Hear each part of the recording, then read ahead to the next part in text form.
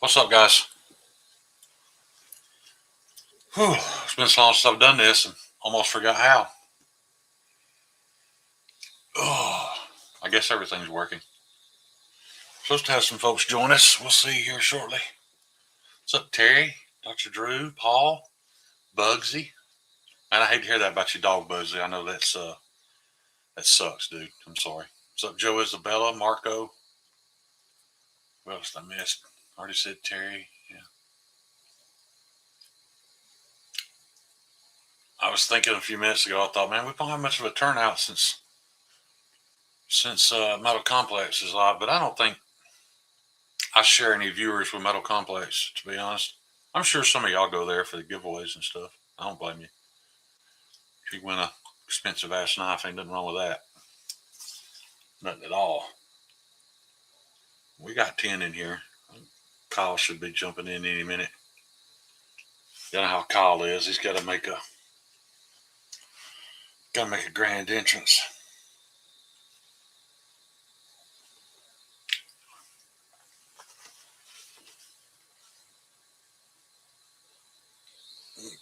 This coming weekend,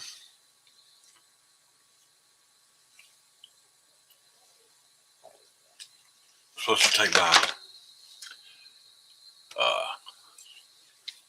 what's up, Neil? How you doing, buddy? I'm supposed to take my granddaughter, teach her how to shoot her.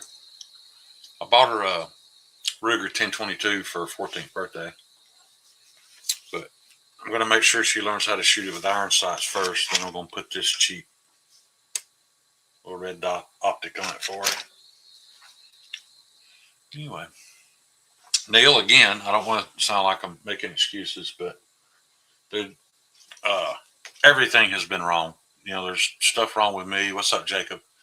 Kyle was pretty much stove up in the bed under blankets with no heat. Lots of reasons, but we have not forgot your giveaway win. We're going to get that together for you, buddy. I promise. There's John right there. What's up, bro, Cephas? Hey, you man. got to turn that music Can you hear off. me? Yeah, what is that music? That was my intro music. Okay. Just making sure you can hear me. You don't need an intro, John. We know you. Yeah. What's up, buddy? Oh man, just trying to remember how to go live. You did good. Yeah.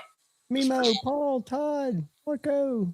I agree, Jacob. I think she needs to learn the iron sights first. I got her. I mean, this is just a cheap Barska style red dot, and I've got her a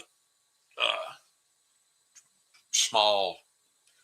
It's like a cheaper LPVO, but that'll be plenty for a 22. So I want to teach her how to use all of them. Yeah, I feel uncomfortable with the red dot. I don't feel comfortable with it on me, even seeing it. And I'm talking about for a hand PPU, a hand freedom pill dispenser. Yeah, mine's got a red dot on it. Yeah, mine's all iron. And nothing wrong with that. I mean, it's all. I will admit, when you first get one, it seems like you spend an unsafe amount of time hunting the dot and not really concerning yourself with the target until you find the dot. But you just have to train that out of yourself. Me and Kyle were talking about that before the live, actually. Yeah, but for me, it's guilty of that. I was sitting there kind of, tilting the gun, trying to find the dot. And then once I found the dot, I'd have to find the target again. And that's not safe in a high stress situation. Right. Focus on the target. The dot will appear if your presentation is correct. Kyle, something I didn't get to say when we were talking earlier. I almost think it may be the safer way to train is to just block the red dot. I don't remember what you were calling it a while ago, but cover it. Occlusive. Yeah. I think if you trained occlusive, it does a couple of things. It trains you to focus on the target. It trains you to keep both eyes open. And the dot works the same. I don't know if you guys know that, but with a red dot, if you completely cover the front of it, tube style, EOTech, whatever, if you completely cover the front of it and you've got both eyes open because of the way your vision works, you will still see the red dot on the target. even though you can't see through the optic. How's that work? It sounds crazy. It's because you have two eyeballs. If they're both open, You should train both. Yeah, your mind, your brain is still registering the dot on the target, even though you can't see through the optic. I'm terrible. If you don't even want to know about me and two eyes in a PPU. I'm a one-eyed ranger, man. Speaking of which, did you see Drizzy's comment on the stream tonight? I didn't. I apologize. Oh man, what do you say? I got a screenshot. I'll send you. Okay. It was talking about. He sent it earlier today about the thumbnail. Oh, yeah, showing off in baby blues. But I posted it because I like my new hat. But and I posted it on Facebook and I said, "Free hat limit 1." And I thought everybody would get it. And you'd be surprised how many people were like, "I'll take a free hat. I want one. I want one." It was a Squidbilly quote. What do they call that? I used to wear a hat that said "Free hat limit 1" on it. But, you were milkshaking. Yeah. I had 3 different people ask me what filter I put on that picture. I'm like, I didn't use a filter. It was just good light. I thought it was AI. To be honest with you, it's a very good picture. Yeah, so I literally blue just tape. Took a picture of myself. I put blue tape on my fret today again. Look good at that, John. Look at that. It does look good. How many times you need to sharpen it? Well, I just have gone through a lot of cardboard. I don't count feet, but if you think of the big boxes that 2 cases of Ensure would come in, Ensure's those like old man shakes. So they're big boxes. I cut down about 10 of those and about 20 Ensure cases. It was still cutting paper, but I like to sharpen. Was that volunteering at the nursing home or? No, that was just a bunch of shit that has been stored up in my dad's that I threw in my truck and brought home to cut. And then I just wanted to sharpen it. I've got other knives I could sharpen. And Kyle, I think you're right. I think if I clamped my system down and had a better stable area, because I paid a lot of attention to that. That's probably where I'm getting my little bit of letting my diamond or crap in. I've just learned that too, John, that I've been making a mistake. That's been one of the downfalls of my sharpening because I try to do it on my leg. I have the thing sit on my leg and everything just works much better on a nice, flat, stable surface. But it works much better. Yeah, I think and I did use my my guided ceramic rod from Worksharp. I find that thing really handy. What's up, Palmer? But I used it on my GEC and I got it pretty screaming sharp. And there's no marks. What's up, Brian? It's funny you say that, buddy, because when I couldn't hang around for the whole thing, but when I jumped in for your Instagram live the other day, all I could see was your face, and I thought, Brian has lost weight. I didn't even ask because I knew. You can see it in your face, dude. Congratulations, Brian. That's a lot of miles. I don't know if the scale numbers don't always matter, but from a guy who hasn't seen your face in a couple of months to seeing it now, you're making some progress regardless of what a scale says. And your holograms look sick, too. Yeah, your holograms are bad. Speaking of which, I saw Jacob here. Shane, I was going to show him that his knife is done. Awesome. And those I want to talk some more about all that because I've got some explaining to do. But that looks so good. Yeah, I did a 2-tone on those. I showed it off Friday night, but so I sanded the flats so the top part is actually smooth, and I left the finger choils, grooves areas, whatever you call them, rough. Yeah. So that way you got good purchase, but it's still nice and flat on the hands. Good deal. Well, I think it looks great. There are several people out there waiting on knives for me, and I want to go over this again. I haven't been in hardly any of the live streams, but I know Tuesday on John's stream, he posted my PayPal link. He's trying to help me raise some money for this brace that I need. So I want to explain all that. And I kind of started. Again, I apologize to Neil because we haven't had his giveaway thing put together. I've got part of it. This is a little bit embarrassing, but I'm going to give y'all the details. If I had broken a bone in my foot, many of you probably know, it should have been healed by now. This should have been long ago over. But we're going on close to 6 months. My foot is not any better, and the truth is, it's not going to get any better. I can walk. I could still make knives. The issue I'm having right now, what I have is it's called Charcot foot, CHARCOT. You can look it up if you want to. It's all 100% my fault. My blood sugar is in check now, but it ran rampant for so many years that it killed the nerves in my feet. And when the nerves in my feet died, I didn't know this, but they stopped requesting for your brain to send nutrients to those bones, and they're effed. So like I said, I can still walk and I can still stand and make knives, but I've not been able to. And this is why. Every minute I spend standing on it or walking on it right now, I'm further damaging it and getting closer and closer to having to have it amputated. The only thing I can do is get this brace that I need that the VA won't pay for. John tried to talk me into starting to GoFundMe. My pride just wouldn't let me. I appreciate anybody that's donated. I'm not there yet, but this brace is $1,200. I'm not telling y'all this to ask you to donate. And please, for the love of God, don't donate to my YouTube. Every time you guys have done that, they've taken my money, your money. Don't do that. But anyway, yeah, I'm trying to round up the money to get this brace. Once I get it, I can get back in the shop. But until then, I have to ask myself, is this customer's knife worth possibly not being able to work at all in the future? So I've been having to do nothing pretty much. And everybody's been having to wait on me because of it.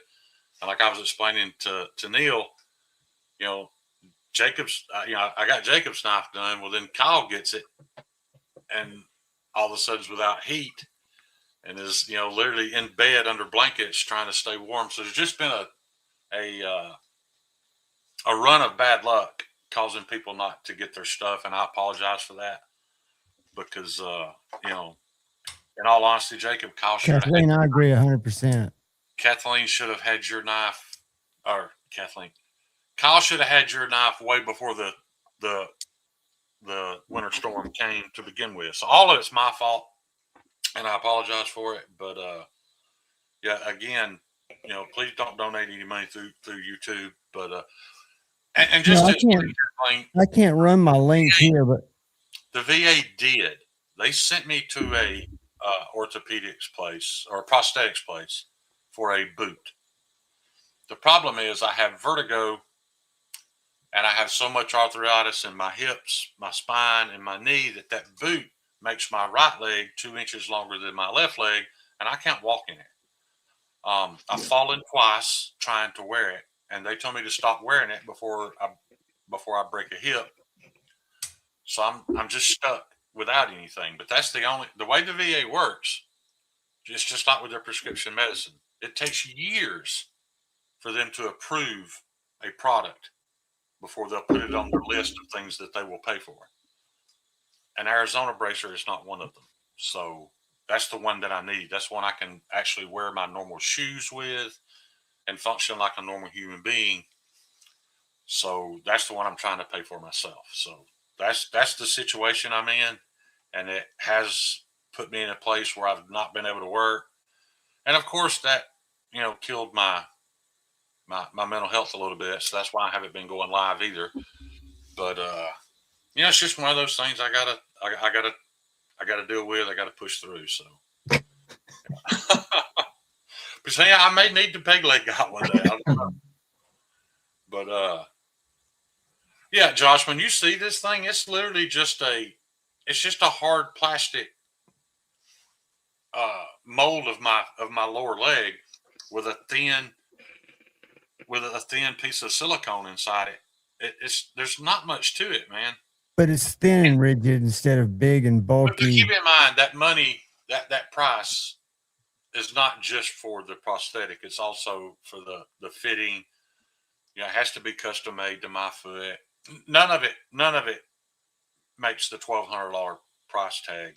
None of it justifies that. But But it is what it is. You know, it's not something I can buy outside of a prosthetics place. So, and I've tried everything, man. I bought these Velcro on ankle braces, and when I walk, I can feel and hear the bones popping and moving around inside my foot. So, Yeah, you don't need to degrade those bones anymore no, than you already have. because literally now I have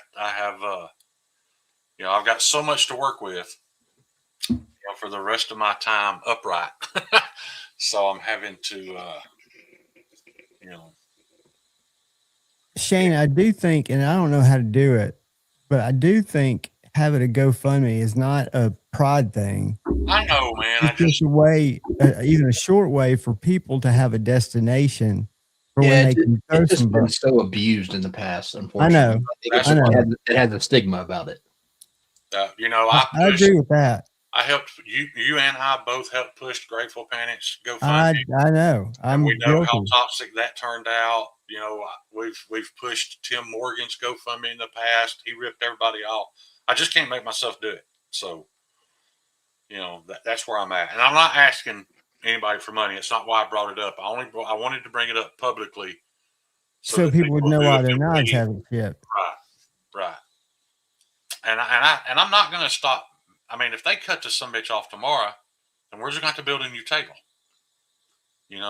We're just going to lower everything where I can do it setting. Well, you shouldn't have that shouldn't be an option right now. Right. Well, we're still. So does the PayPal, is that the best link? Because I know I've got it on my scroll. I know. Yeah. So we'll promote that link during lives and during things that we can, and let you guys know. John, I thought a lot about it, man, but I've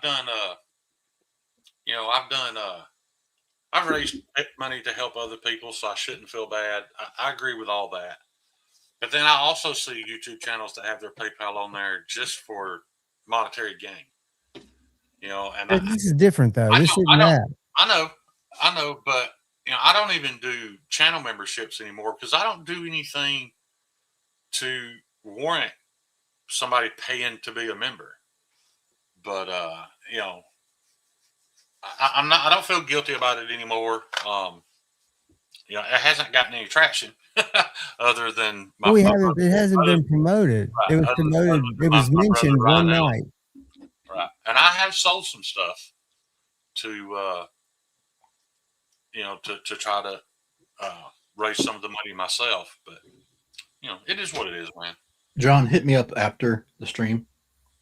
I got something I got to talk to you about. I just remembered about it, so sorry. Okay, Kathleen, that's what I was just going to say. We are building a table where certain aspects that I can do sitting, I will be able to start here within the next week or so. Everything I had set up was set up for me standing, and I know this sounds crazy, but you'd think I could just use all my existing equipment and use a stool, but I mean, you guys have been in my live stream today. Kyle bought me this super comfortable fat man's office chair, and even after a couple hours in this chair, my foot starts to hurt. It cuts off the circulation. So I've just got to find. You should move in with Gary. You're right. Me and Gary would be held in a three-legged race, wouldn't we?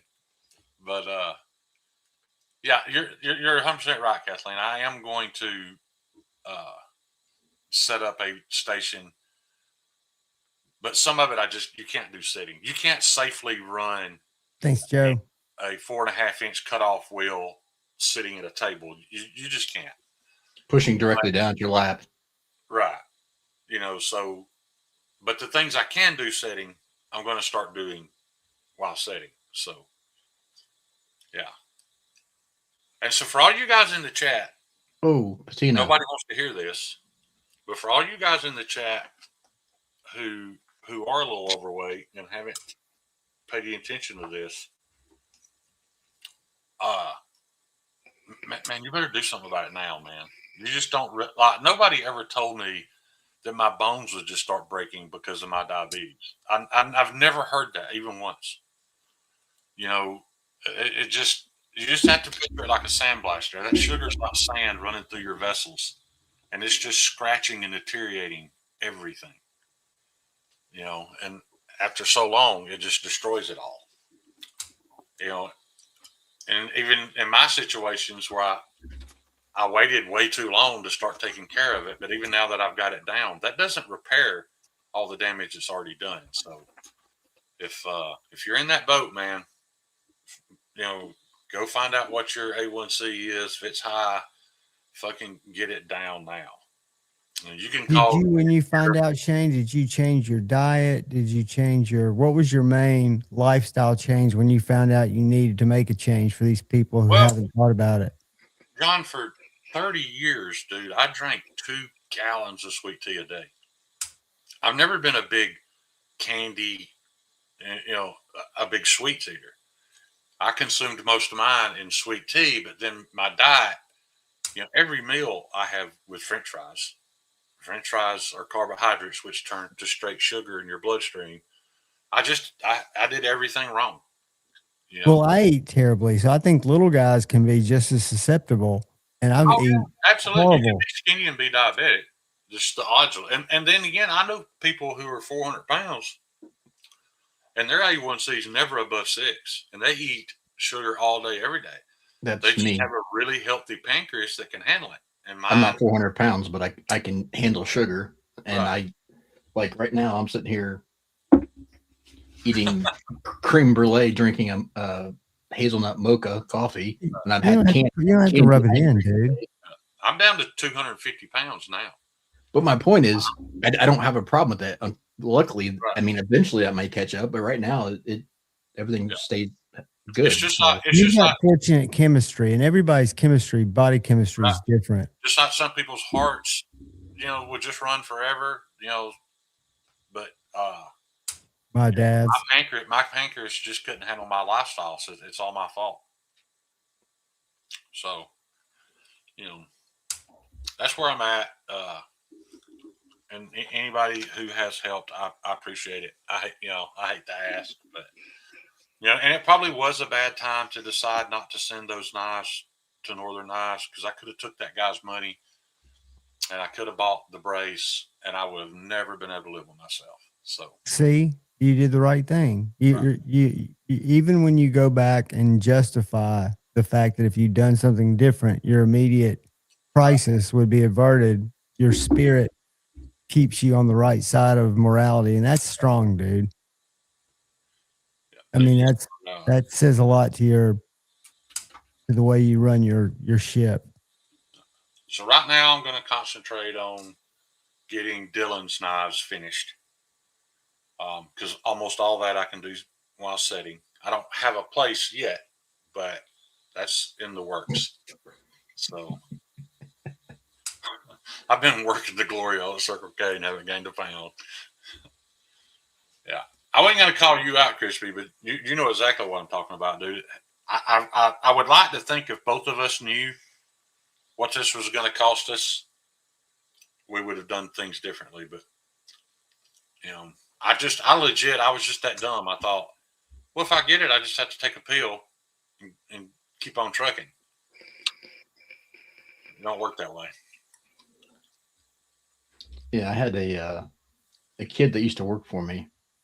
Well, kid, he is maybe 6-7 years younger than me, but he was a skinny athlete, but he had I don't know the numbers, diabetes. He probably had type 1. I call type 1 the skinny diabetes, and those people can't help it. Right. So he had to have this monitor on him and take shots constantly and shit. Yeah. But he was also, at the time, he was in his 20s and dumb. So he would just eat a whole thing of freaking fried chicken and French fries and a bunch of Mountain Dew, and then just take extra insulin. Yeah. Come on, man. This is going to get you eventually. Oh, yeah. It absolutely will get him eventually. They're even more likely to lose feet than type 2 people are. Man, I mean, y'all know Tate. Shane knows Tate. He's in his mid-20s. He just got through. He's got a port hooked into his stomach that he has to have dialysis every day. And he's doing this. It's all related to diabetes. Yeah. He takes a lot of medicine every day. And he's so young and he's going through so much because he's in line for a kidney transplant. That's the end goal of his kidney immediate issue because diabetes flares up. That's usually the first organ it destroys, and I've only got one. I lost one to cancer. So, and I don't mean to get dark here, but you wonder why there are so many self-harm cases in men. But when this stuff just starts piling on you and piling on you and piling on you, and you can't go 6 months without some serious medical thing, at some point you just get to where you're like, am I even living? Is all not being a burden on other people is what I start thinking. And then you start it's not give up, it's literally make a conscious choice to not bring other people down. I think is what it really boils down to. Yeah, I just wanted to explain to people why, and my turnaround times have never been great. It's always been something, but it's always been something because everything that's exactly, been wrong with Patina. Everything that's been wrong with me has been related to my my poor lifestyle. Yeah, but guess what? There's one person that can change that. Oh, I know, and I'm certainly doing better. And I agree. What was really heartbreaking was I went to the heart doctor the last time. I got the best diagnosis I've had in years. Like that was the first time I left there when they were really happy. They were excited. I was excited. And I was like, man, I'm now that I know my heart's healthy, I'm going to get back to just like I did after I had the quadruple bypass. I want to start walking again, get myself as healthy as I possibly can. Well, the next day, I went and bought some shoes because I didn't have any shoes worth walking in. And I didn't have much money. I bought some fairly cheap, like, hiking shoes. And I had them on for about 30 minutes, and my foot started hurting. And I just thought, well, it's just my foot getting used to this new shoe. Well, that's when all this started. And then I just recently found out that the shoe is what caused it. What started it? Apparently, with sarcophagus, when your bones break like that, it usually comes from wearing a poor quality shoe that doesn't support your arch, and it just lets it break. Yeah, I just threw those shoes away tonight, by the way, but not the shoes' fault. For a normal person, they would have been fine. It was just a combination of me and that shoe. Bad things happened. But the first time I ever felt any serious pain was at your house, John. When I stepped out of Richard's camper. Yeah. I thought I'd rolled my ankle. Like my ankle was on fire, but I didn't roll it. Nothing happened. It just started hurting really bad. Well, you put weight on it and probably caused some damage when it happened too. Yeah. Oh, Christina, I agree. It could definitely be worse, dude. When you're going to the VA and you go up to that prosthetics floor, you feel like a piece of shit for feeling sorry for yourself.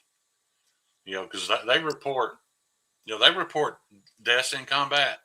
But even right here in Birmingham, Alabama, dude, you can't count the number of young people up there missing arms and legs and the whole side of their face. And it's sad, man. Nobody hears about all that stuff. Our guys weren't being shot in the Middle East. They were being fucking blown up.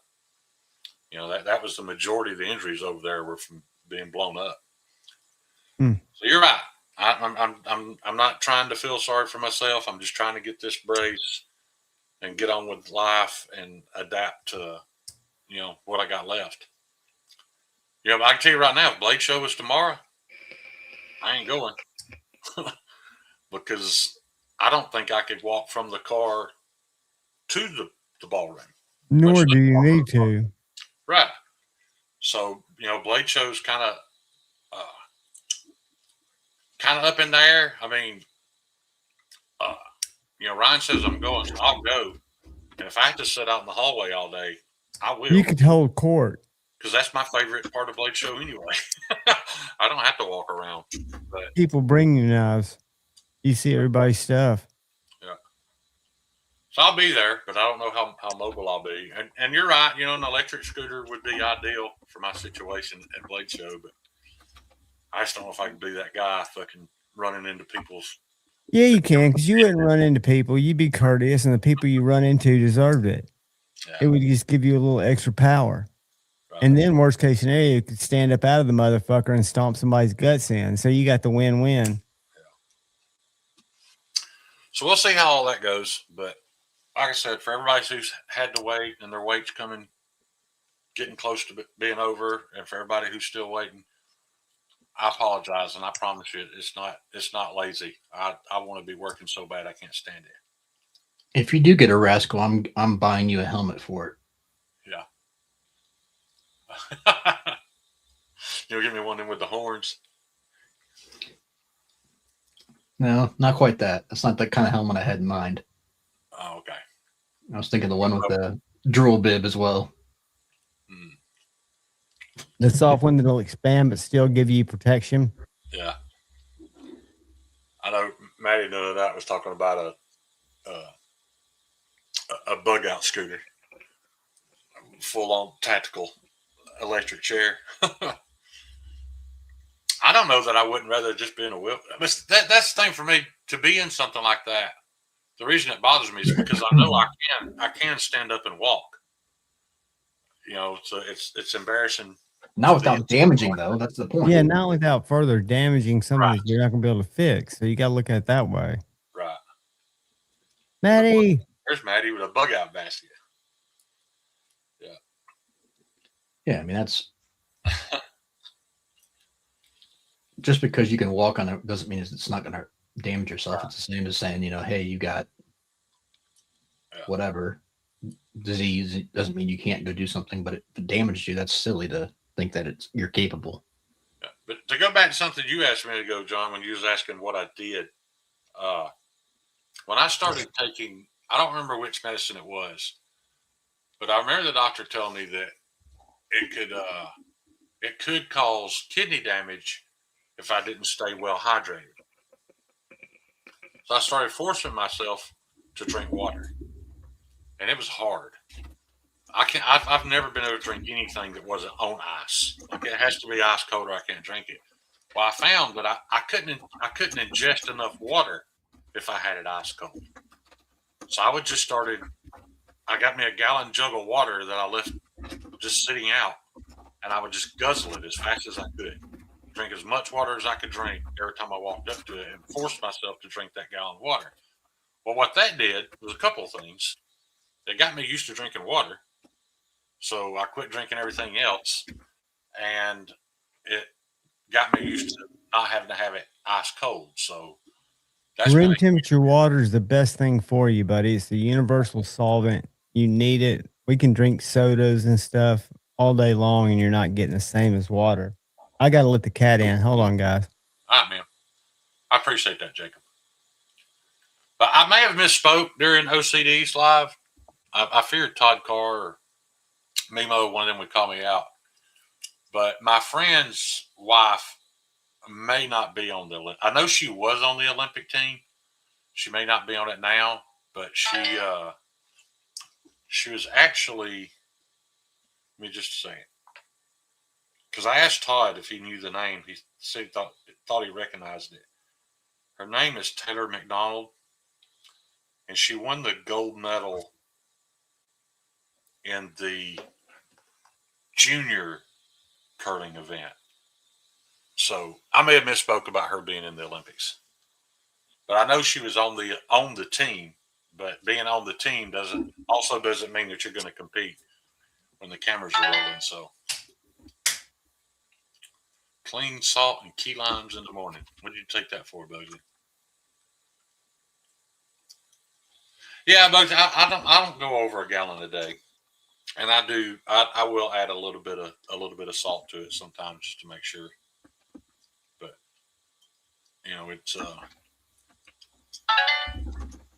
why my phone keeps blowing up. Not me. Not you. I'm replying to someone else. Well, it's weird. I don't see any notifications. It just keeps making sounds. What were you talking about? The oh, I don't drink a gallon of water a month. Yeah, that's horrible, Kyle. I don't drink water. You need to start making yourself drink an 8-ounce glass a day, if nothing else. I hate it.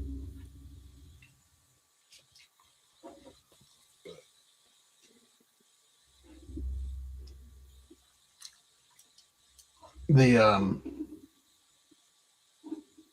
John, Yep. what was I going to ask you? I had something I was going to ask you about. The look at Bugsy, What bugs you do? Dr. Bugsy. Get most of your water from fruit. That's very true. I have started eating fruit, which for a diabetic, even with fruit, you have to be careful. Yeah, because you get sugar with that fruit.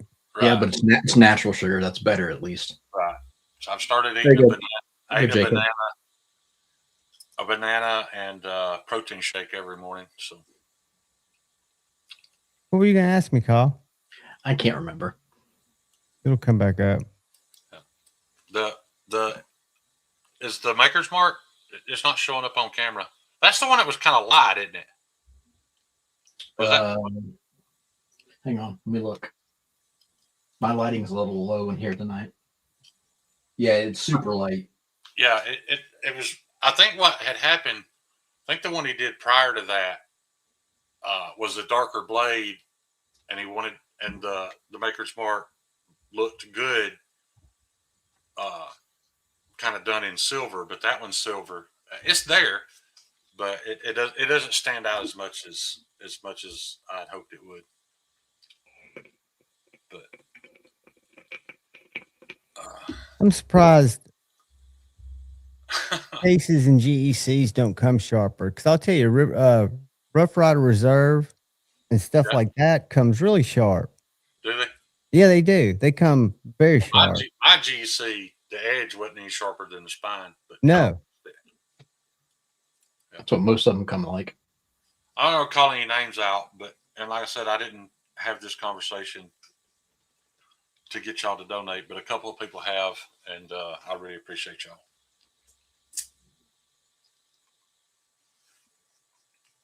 And I'll promote it. We'll talk about it because I think it's a totally worthy cause, and you're not asking for anything. Just a little bit here, a little bit there. Yeah. You could do like a go to the store and get like one of those cheap Polaroid cameras. Start selling nipple pictures for like $20 a pop. I've already given them away for free so many times. I don't think anybody would pay anymore. Well, you've got it out there on video, so out there for all the world to see at this point. I just sent Luke one last week. Well, that's your own fault for not monetizing. Yeah, Luke, you owe me $5. Oh wait, Patina, you got a whole stack of them that you supposedly need to send to me. It's because you let your relatives use them and beat the hell out of them on stuff they're not supposed to use. Got a knife? Paul, I don't have to do insulin shots because my blood sugar is okay right now. Like I said, that's the part that I don't think a lot of people don't understand is that by the time you find out you're diabetic, it's already done damage to your body. So, but even if you get your blood sugar under control, there's no reversing what it's already done. But if you find out, man, you got to get on top of it immediately and stay on top of it. Take it seriously. You can back it down, though. I mean, you're not going to reverse it completely, but you can back it down to where you're in safe zone. Right. Yeah, but I mean, my blood sugar is in a safe zone right now, and that's what I'm saying. There's still things wrong with me because it was not in a safe zone for so long. Yeah, your ankle degradation or whatever. Crispy, I've seen your foot ulcer pics, and I'm not going to lie. Excuse my language, but fuck you, Crispy. When I read the diagnosis for Charcot foot, it said that it can lead to diabetic ulcers, and I immediately pictured your foot, and I cried for about 3 hours. I was scared to death, dude. Literally scared to death because I've seen your foot. So, you know, I don't know how you've pushed through that, but I don't want any part of it. Nemo, you can move down here and live with Shane and be his caregiver. See, I feel worse for Mimo though. People who are top 1 didn't do anything to cause it. No, I know, but he was trying. That goes back to another conversation we had the other day about him looking at relocating possibly. That's why I said he can come down here and be your caregiver. Yeah. Yeah, man, I'm sure there's some kind of government program that'll pay you $8,000 a month to come check my blood sugar and pay my bills. Believe it or not, I've actually don't think that there is. My brother's been looking into it. That wasn't a joke. There is. Well, I've thought about having to go take care of my dad. I know somebody who was abusing it, somebody in the knife community who was receiving money for his spouse to take care of him, even though she was in one state and he was in another, but he lied so he would continue getting that money. And then never paid Ed Harrison back, but whatever. And he probably lives with fucking a piece of shit too. He absolutely does. Birds of a feather. Yeah. I'm so glad I've never bumped into those guys. I feel like at some point they're going to walk in the knife store. I'm just going to laugh. Well, I think they associate the whole knife hobby now with us, and they're just not interested anymore. Jacob, that is a goal of mine. I really want, whether I'm in an electric scooter or not, I do want to make it to Texas next year. Me and Jacob had talked about that. He told me I could sleep in his garage. But I'd like to go to. I want to go to Texas for a few reasons, because there's a few people I can meet in Texas that I'm not going to run into here, like Jacob Vargas and a handful of others. But there are also makers at Texas that I wouldn't get to, that don't make it to Atlanta. I just like to experience it. I think Texas may outgrow Atlanta eventually. They definitely have the attendees. Yeah. Right there in state. Well, there's so much closer to Idaho and Arizona. There's a ton of knife makers. Atlanta, I think, is so big. People don't realize how many knife makers there are in the Carolinas, man. They're like churches down here. You get up in the Carolinas, every other street corner is a knife shop somewhere. Yeah, there are a lot of quality cutting tools out there. We have several. I don't know their names, but I know we have their big fixed blades at the store in Huntsville. And there's a guy that makes slip joints, Josh Henry. Is that his name? Or Josh Howard. Josh Howard at Deer Ridge Lick Ford makes really nice fixed blade or slip joints. Right. I don't know what it is about the Carolinas, why the knife culture is so big there, but there are a lot of knife makers up there. ABW is at Microtech's there now too, but ABW is there. God, it could go on and on. There's a bunch of Edgy Blade Works. He's from the Carolinas. Oh, is he really? Yeah. I don't think he was from out west because of Stevie. That's probably why you think that. Todd, they got a little bit of everything, man. I would tend to agree with Todd. Without knowing, if you ask me, I would agree with that. And I don't know. But I would think there's probably a bigger fixed blade culture there. I could be wrong, but it's a basic carry. If folding it is not your priority, a fixed blade is going to be a better tool, in my opinion, than a folding knife with the pivot. It always will be.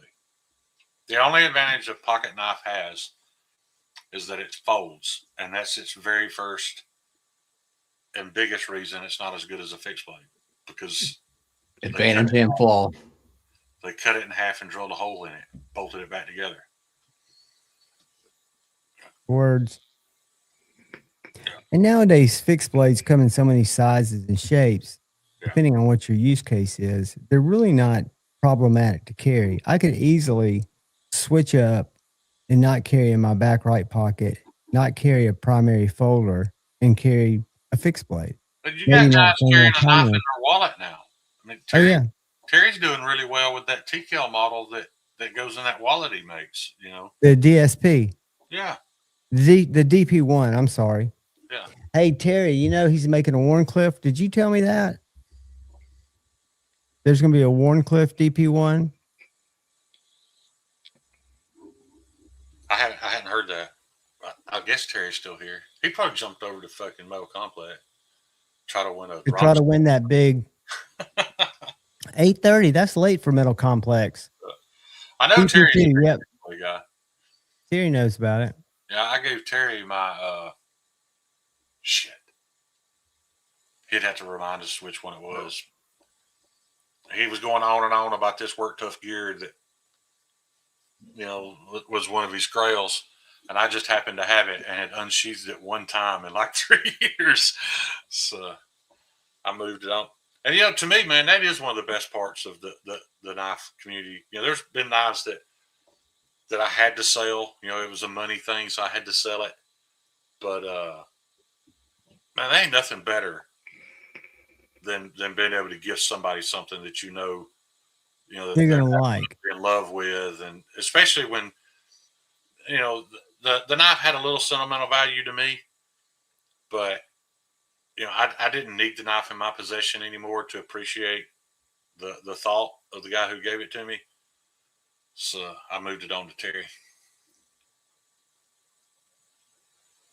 Terry, Jeffrey's Jimbo over there. You I got on the phone first, but Terry, is there any changes to how people order your stuff? If I'm starting any drama, just tell me to shut up. But if there is, I'd be more than glad to promote that. Yeah, it's let me see if I don't know if it'll let me post a link through StreamYard or not, but I'll try. Let me grab it.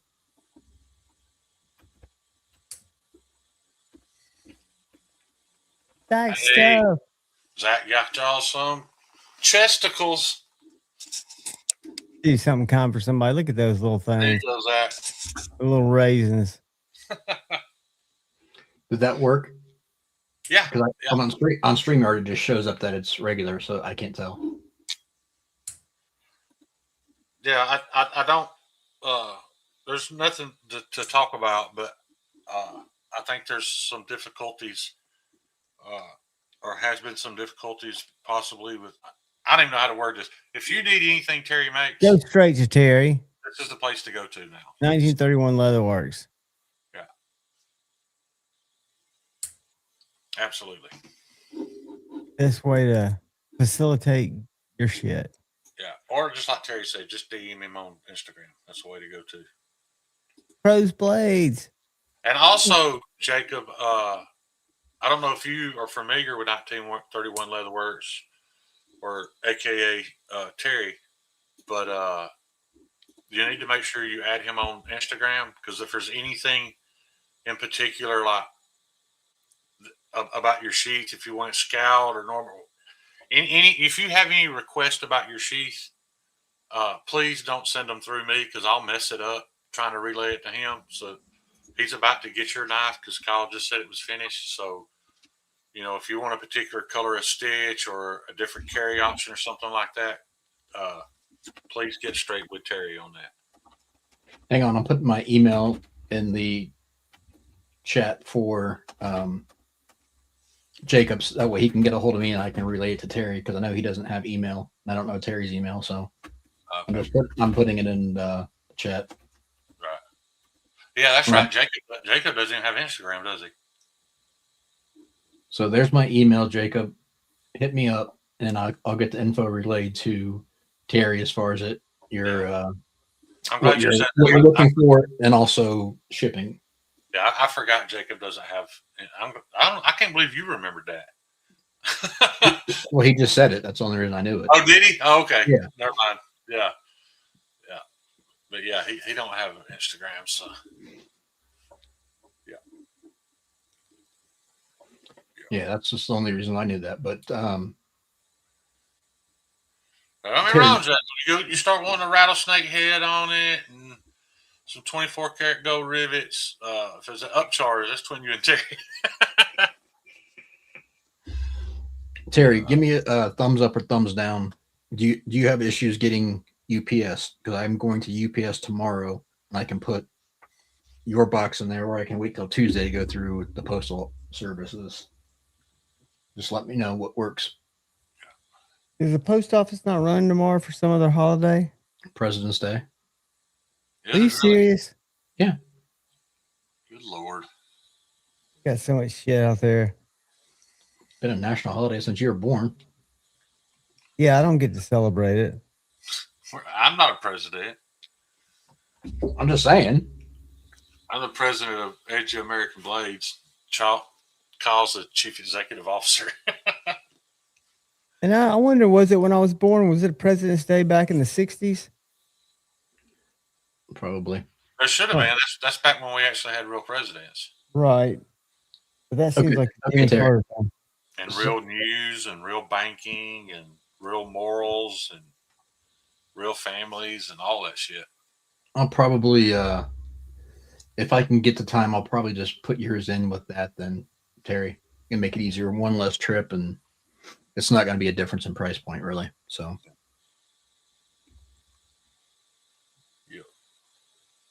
yeah, it does suck too being a maker and coming here all the time, not having anything to show. But I just don't have that. I can show what I worked on if you want. Yeah, go ahead. I showed Jacob's knife off. I can show. You didn't get to see the handles that I finished on. I haven't seen any of it. Okay, well, let me. Don't show Aiden's maker mark. I'm not going to show his knife because that's not done yet. Okay. That's going to Terry probably the next week. That's going to Just take so some y'all time. know, Aiden Miguel requested a slight variation to my maker's mark, and I fucking love it, but I'm not showing it. That's for him to show when he gets it. So. Is that the one that Tate did? Yeah. Okay, I've seen it. I'm not gonna say That anything. looks way better, Kyle. Those pins are pretty level now. Yeah. That's a kitchen knife for. And it's actually, my lighting is not showing it very well, but that's actually got some pretty decent depth to it. Yeah. I just don't know what I did different because it still doesn't pop like the one I made for. Was it B Shady? Didn't he get the first? Well, it could be partially just how deep into the resin you're getting. No, what I honestly think it is, I think the original black mica that I had was a very small jar, and I ordered a bigger jar from a different brand, and I just think it has a flatter finish. I don't think it. Oh no, I don't think it. Yeah, look how vibrant that is. That's Scooters. Yeah, that's the red shred carbon fiber. Yeah, I'm not showing the blade on that one, but those handles turned out great. No, there's nothing wrong with that blade. He loves it. I don't care. You can show it. We can talk about it. I'm not ashamed of it. I'm not saying you have to be. Well, hang on. Let me explain, and then I'm going to get you to show it. I'm not showing it. Well, now you got everybody thinking it's ugly. Well, you do think it's ugly. I personally don't care for it. Right. And if he wants to show it off, he can show it off. Right. Just so y'all know what we're talking about, there was apparently my ferric acid had gotten contaminated, and it left a very Dawson. It left a very distinct and different etch on his knife, and Kyle can't stand it. And I offered to remove it and redo it, and even when I saw it, I thought it was cool. So I sent it to Sobix. Sobix thought it was cool. Said it looked like something that his granddad handed down to him, and he loved it. So I left it, but Kyle's not a fan. So I did finish the spine. And one of the reasons why I didn't want to show it too is because I don't want somebody else to like it and want it because I'm try to replicate it. All right. Yeah, I have no idea how it happened. That spine okay? Yeah, it looks good. I did it all the way around. Yeah. So, but that's the same knife as Jacob's, in case y'all were wondering. It's the Homestead clip point. And there's nothing really to show on. I mean, I've got there's DeMarco's. DeMarco's. Yeah. See, it's still got a little bit of texture to it, but it's still smooth. I mean, if that makes sense. Yeah, that definitely looks better. Yeah, and Aiden's isn't done, so that one's not able to be shown. Well, I can go grab. I can go grab one of Dylan's. I don't have the handles on it yet, but I can show. I got Paul Mills is here. That's going in that batch with Terry. I can show that one handle off too. I bet Paul Mills is itching. Yeah, and I feel bad, but it's a matter of timing, trying to get all the stuff done to get it to Terry at once, and logistics of it, and it's a labor of love. Me taking too long to begin with. Yeah, here's Mills. That turned out phenomenal. Buzz, I'm glad to hear that, buddy.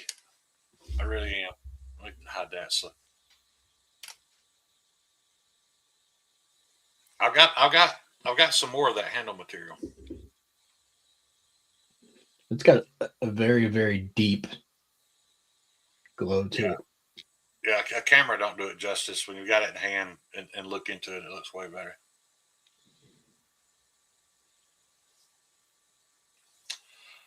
Jacob, I don't think I have any of the God of War scales here. I don't think I do. Oh, don't you dare, Paul. Son of a bitch. We don't mention that name here, Paul. What's that, laser ghost knives? Laser gay. Laser gay? Yeah. Laser angry? Yeah. Boy, it has been an exciting time in the knife live stream world. Man, knife live streams have drifted off the motherfucking tracks, dog. I started to title mine "Fuck Ice" tonight, just to be just to fall in line.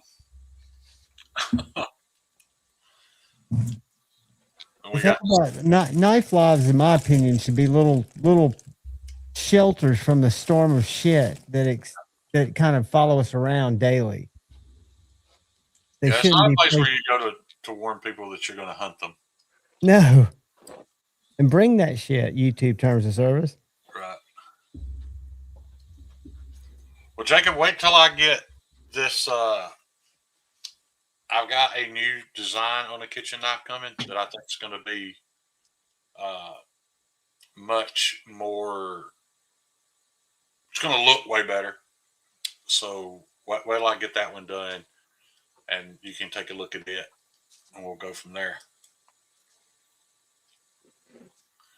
I want to get my hands on a Space Monkey knife. I ain't heard of that. Y'all, Bugsy. I don't want to say Bugsy has weird taste. Bugsy just has very particular taste in knives. Space Monkey makes some cool stuff. He's out of Canada. Yeah, and he gets into some stuff that other people don't know about, and I appreciate that because there's stuff we would never know existed if it wasn't for people like Bugsy chasing after these small makers. But this is not a knife. See you, Joe. That everybody would be into. Joe. But Bugsy gifted me this thing, and I love this knife, man. What is that? Is that an? Damn it, John. It's got me. You don't have to tell me what kind it is. Show me the spine again. That's what I really want to see. It looks like a. I say that because I'm going to hurt his feelings. I can never remember the name of this thing.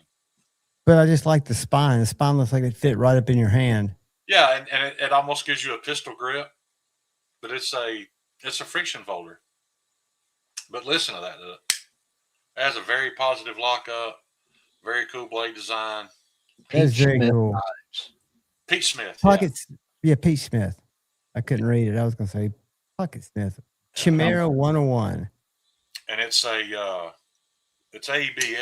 so you could literally top a Kevin Smith.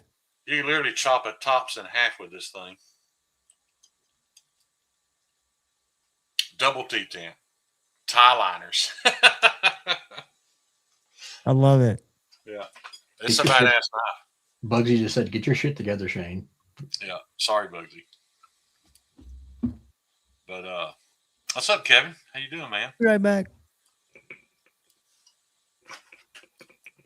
Let me go grab I don't even know if I ever showed those blanks. They're ground.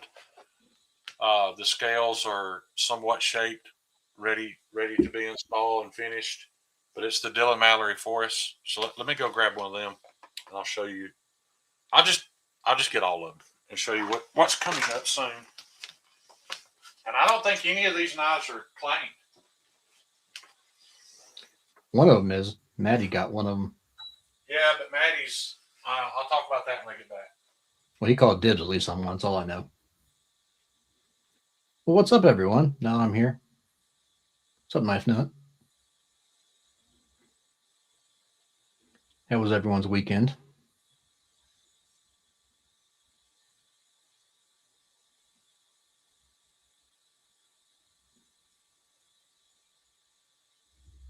What are you doing, John?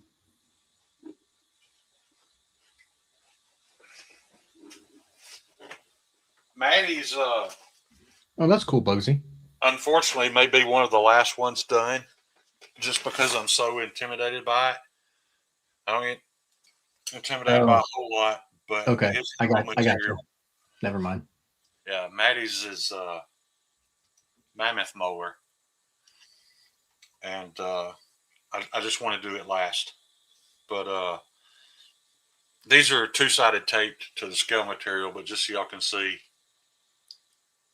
what they're shaped like. It's just a wheel, but in a fixed blade. And when I went and had these punched, guys, the lowest one was 64.6. The highest was 65.1 Magna Cut. But, and you can't really appreciate the G.L. Hansen G Carta because it's, it's not finished at all. But there's this color. And then. Congrats, Kevin. There's this color. Sweet, Kevin. And then this color. Congratulations, buddy. One day at a time, brother. Yeah, they turned out great. I just got to get these handles.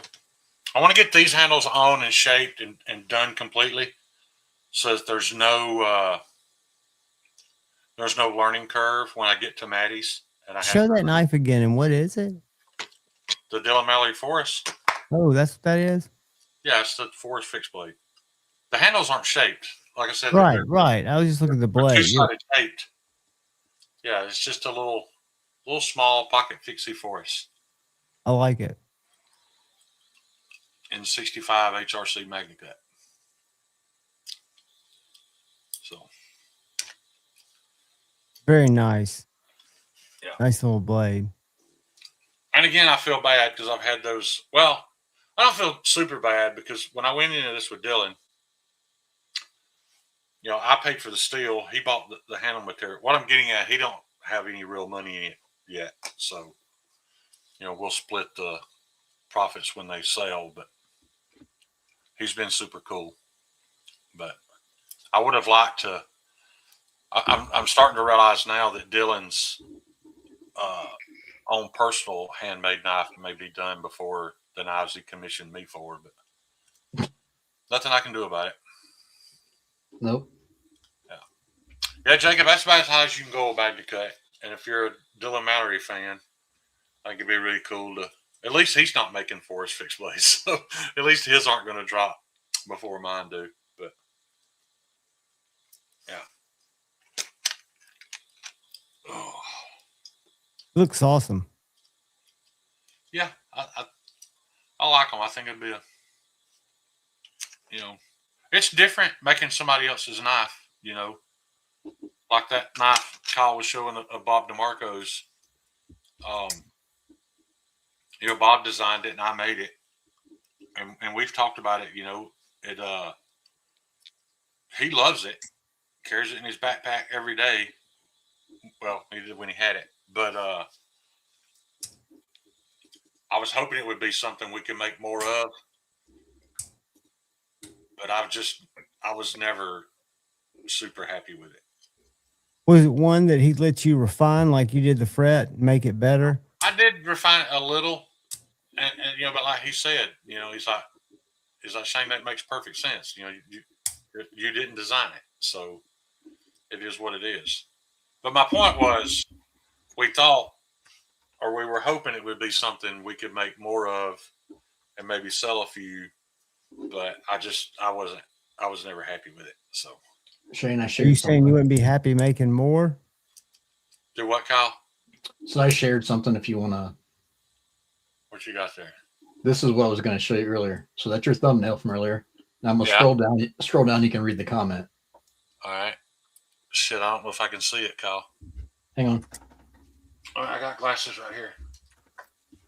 that big enough?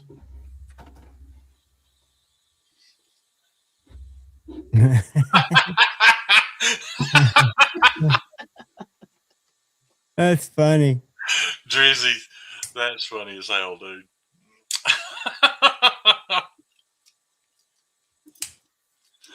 Yeah, that's what that's the look them strippers get when they're sitting in my lap. In the That's not past. in the past, I don't do that anymore. Poor Dr. Drew thought I was. He reached out and goes, Yeah, "Do let's you think he's gonna be upset by that?" I said, "No, he'll love it." That was funny, Drew. What's up, Joe? How you doing, buddy? So Jada, The old I love this dry- knife, Shane. I do too. It's the right front pocket carry. Yeah. I just don't feel comfortable sitting on it. I'll sit on a lot of knives. Like today, I'm sitting on. Yeah, that's 67 HRC K390, dude. I wouldn't sit on it either, to be honest. what's up, Stevie? What's up, Drinkwater? Oh, Steve shows up after Metal Complex shuts down. No, he's probably out getting some That's fact, Jack. What time artisanal. is that, John?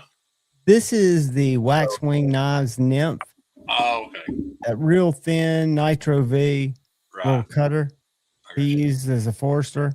It'd look better if I had a dumb little thumb ramp way out there at the end of it. Up here. No, way out there.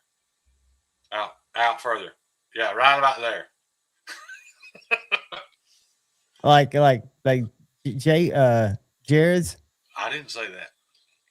I was just saying there's one out there that possesses that characteristic. I don't get it. You're I trying don't to make either. John stretch his little hands. That's not nice. I think it's so it'll stick in you like a fish hook. Let me tell you why. Let me tell you why.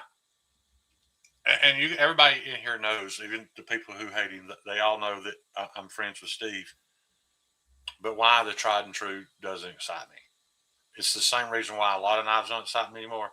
Absolutely nothing wrong with them. It's just, it's hard for me to be excited about something I can make.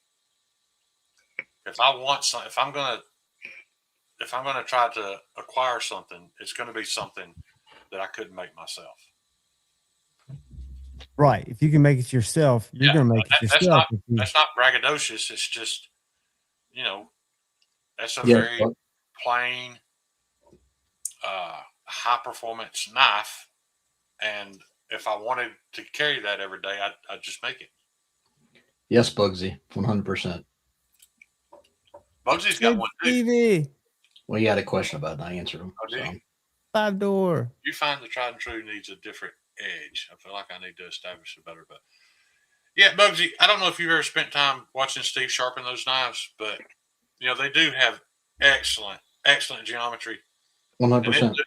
He literally spends about 20 seconds and makes about 5 passes across the DMT plate.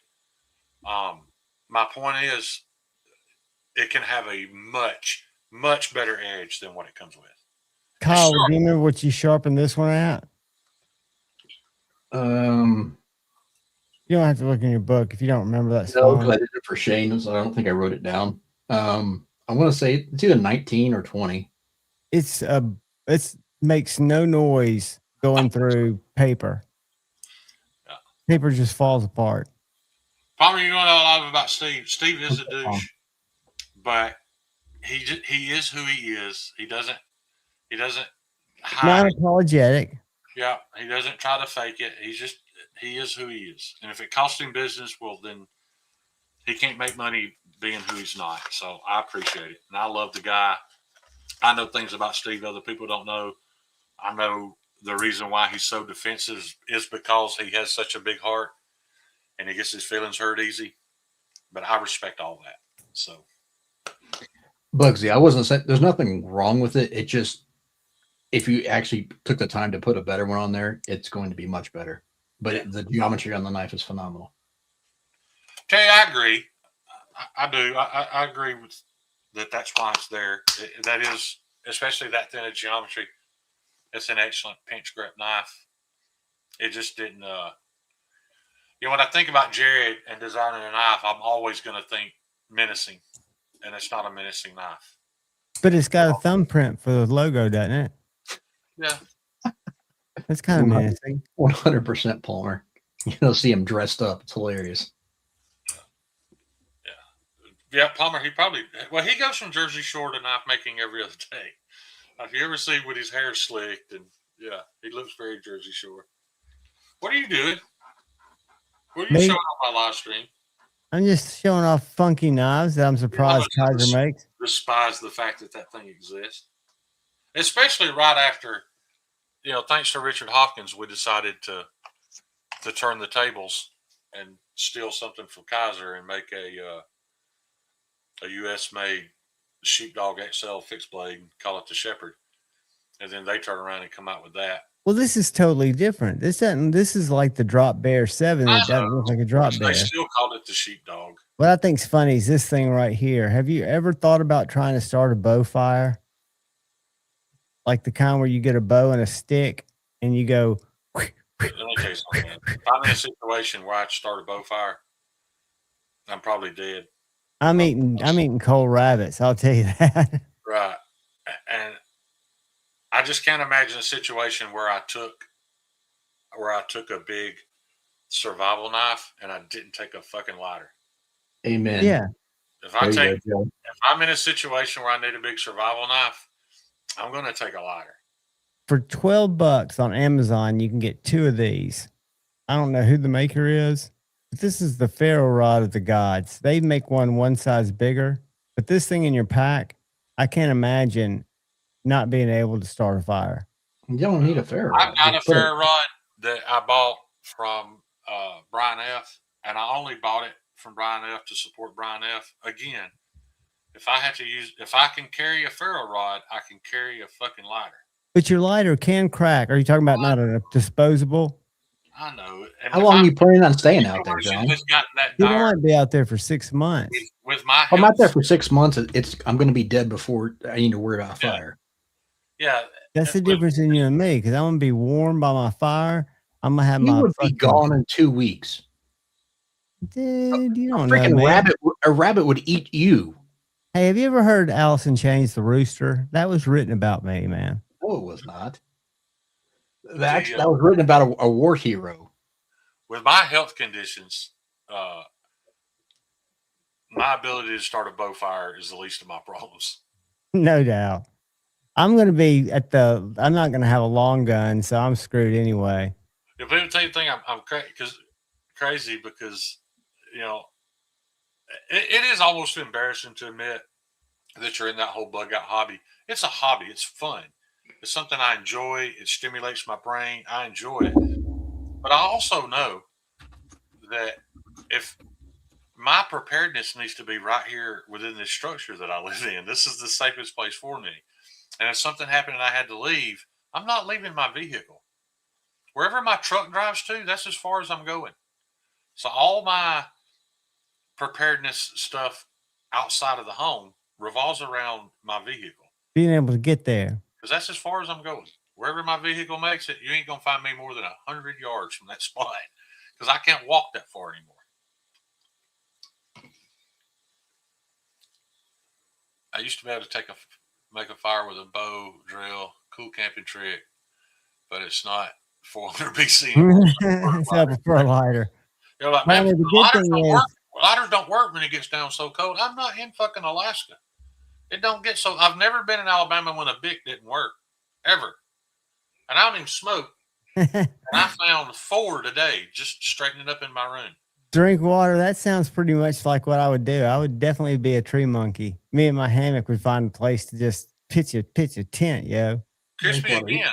It's about the same size. If I'm worried about concealing my location, I am. My days on this planet are short. Now, at one point that was different, but not anymore. All I could possibly do is try to stay alive. I ain't got time or the ability to worry about concealing my location. I'm probably going to go into Wi-Fi DTs within the first 48 hours. I don't know what to do with myself. Not having y'all worried about being out in the woods and stuff. I'm just going to break into someone's house. right.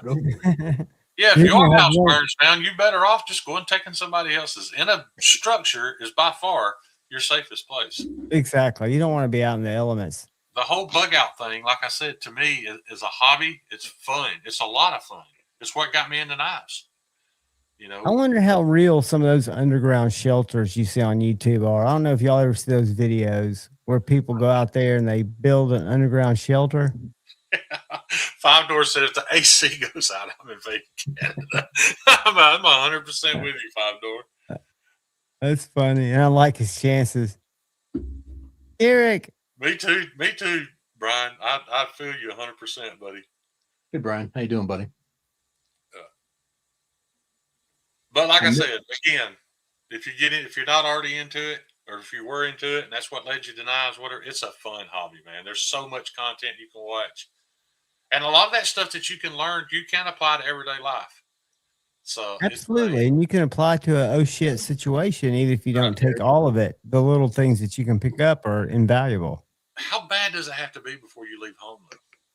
Pretty bad. People have to be like surrounding me, and I've got to like break out. I'm not leaving home. The power's got to be off. I got to be out of food. I've got to be at risk of death or bodily harm before I ever decide to leave my abode. Well, see, that's the thing. I don't have a generator system, so I would think they would cut power, whoever they are. Yeah. And how long is that generator going to last you? I don't have one, so right. No time. How long is it going to last you? But where am I going to run to where there is power? So do I want to stay in my little hot, cold house with my cat and Puck, who comes around when he's not out chasing pussy? That Fairweather Johnson, he was gone for a fucking week. Shows up yesterday, comes in, eats like crazy, sleeps, gets up, and is like, "Let me out, man." Well, that's your fault for letting him back in. Huh? That's your fault for letting him back in. He's so cool, man. He's just a little ruffian. He's running like I did when I was that age. Yeah. Can't hate a hater. You got to hate the game, not the player. I tell people all the time, dude, if you got a fucking bug out bag and an arsenal and all these knives, but you don't have a couple months worth of water and food stored within your home, you're doing it wrong. Yeah, the number one thing is, and this is going to sound funny coming from me after our conversation earlier, but the number one thing to have would be a water filtration system. Right. I have that. I do too. Yeah. And I happen to live in a location that if there's any precipitation, I can gather it here. Because I'm in the bottom of a bowl. But that's right. Like Derek said, he needs that protein after all that cat banging. He does need some protein, man. He comes in, he just like, you'll feed him 2 Shibas, which is enough for Tippy's fine. And he'll look at me like, and he's not meowing like a friendly meow. It's like, I'm coming back. I'm about to come get you. I started to do a breakdown of some of my bug out stuff. I think the only person that appreciated it was Patina. He was the only one that reached out, told me he liked that concept in that video. But it didn't get much traction, so I didn't do any more. Well, Patina's one of the few people that actually likes to go out there and do that. Right. For fun, that is. Grumpy. Yep. But I have acquired entirely too much of it. That's why I was cleaning up today. It's everywhere. Well, can't you always use that for survival? Bug out stuff? Yeah, but at the same time, John, I can't walk 100 yards, so. And that's something else I think, Shane, you taught me. My little ammo 50 cal thing that's full of short rounds is too heavy to carry around practically. Right. That's why I say I'm not going to be more than 100 yards away from my truck.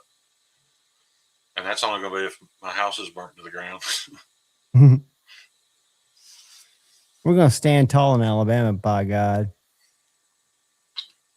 Yeah. Like I'm sitting here looking right now at a $1,000 optic that I'm super proud to have. I don't need that fucking thing. It costs Does it also magnify? no Just puts a dot on the shit you're pointing out. $1,000 aim point red dot. I didn't pay that for it. No, of course not. But just the fact that I have it is kind of stupid. But it's fun, man. It's something to watch YouTube videos about and figure out. How many long guns do you have? 3. So do you know which one you're gonna put that optic on? Oh, it's already on one. Do you have one that's like majorly tricked out, or are they kind of balanced? Nothing I have is what it appears. There's a AR over there with a Palmetto State stamp on it. It's almost all BCM guts. So to look at it, you think it's worth $400. Not maybe more than $400 worth in it. But no, nothing's super tricked out. Me and Kyle, I love to argue with Kyle about firearms and firearm accessories because Shane loves to be wrong. Yeah, but there's no reason for your budget to exceed your capabilities. That's my opinion.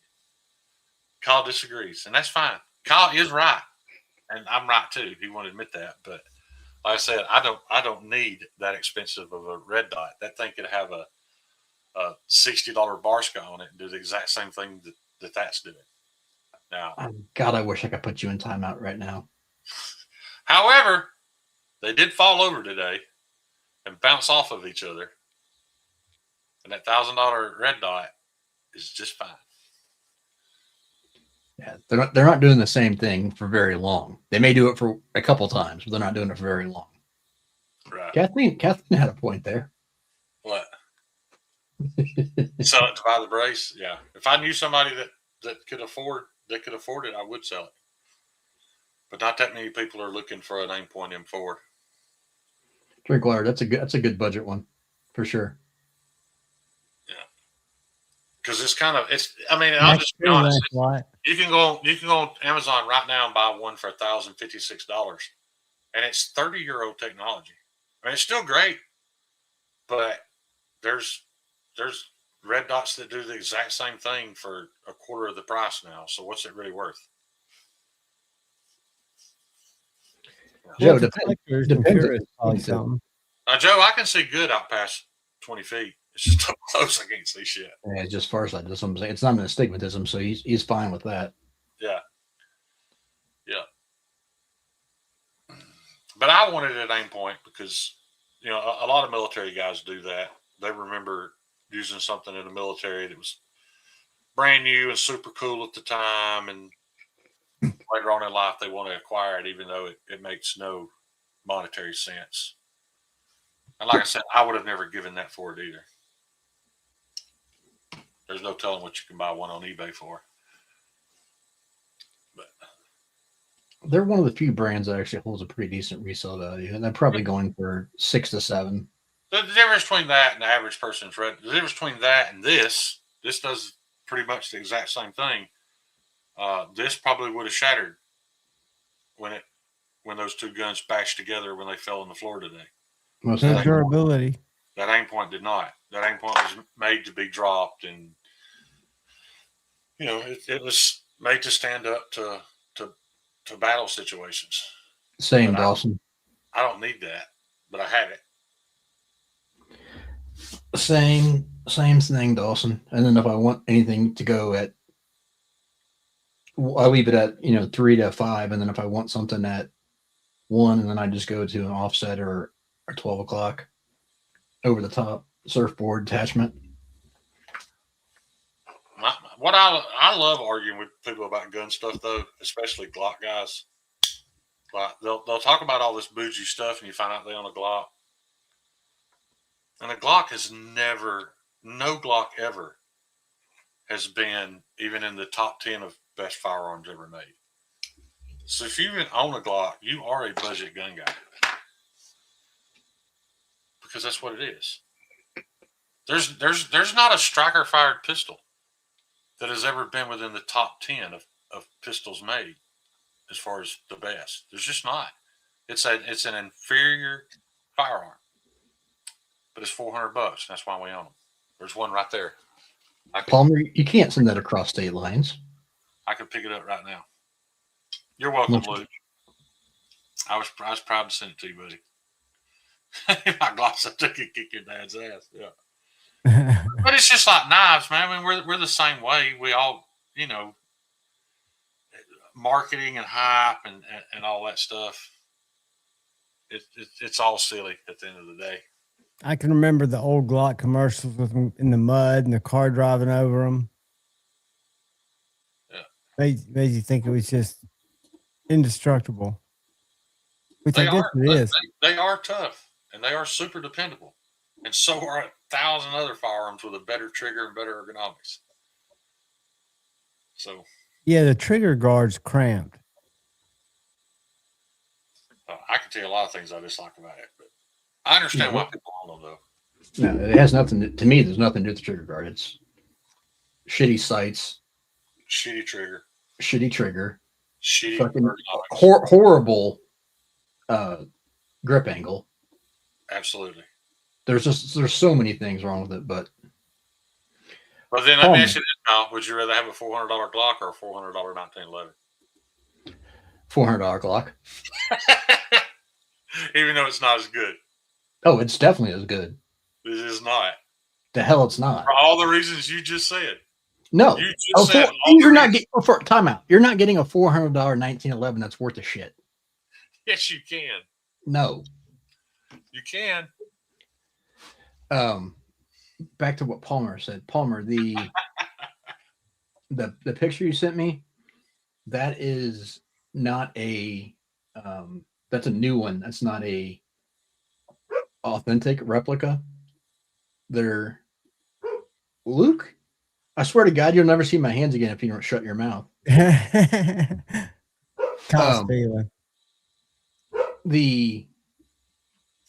There are some that are definitely worth that much money, Palmer, but that's not one of them. That's crazy. No, I love 1911s, but I just wouldn't trust a 400 1911 for reliability, and it's not going to have better parts than what a Glock would at that price point. Okay, you're 100% right too. And Kyle's 100% right. And I thought 1911s were historically not reliable. No, they're very reliable. That's why they were in production for. And the thing about 1911s, the reason why I say you can get a good one for less money is because it's not necessarily the build of the gun; it's the design of the gun. You can't hardly fuck it up, and even if you do fuck it up, cheap companies, the only thing they can fuck up is they don't finish the feed ramp well enough. You can spend 10 minutes and polish the feed ramp, and a fucking Gerson will run and run and run and run. That's the whole point, is are you willing to correct the things, the QC issues that some of these companies have? Has the drawback been and Kyle would rather buy the more expensive gun where you don't have to do that. And he's 100% right. Oh, yeah. I agree. A guy that can afford that and is willing to correct those issues is also 100% right. I'm always of the type, buy once, cry once, if you can. And I'm also a purveyor of nice things if I can afford it. I'd rather have something that's a little bit nicer if it's within my realm of possibility. Couple things. Crispy, you're 100% right, especially in 45. But the issue with a lot of 1911s is ammo, but it's also the magazines. The magazines make the biggest difference, and especially if you get into 10. But like, I won't trust my life to anything other than a Wilson Combat magazine. Or T-Sauce don't come with Wilson Combat magazine, but you can buy them for $30. Yeah, but then you start looking at the ones that are super sensitive, where you can start getting the 2011s. Then you're looking at, your mags are $80 to $100 a mag. See, I've always been poor, so I've always, and everything I've ever done when I was in rock crawling, I had to buy a piece of shit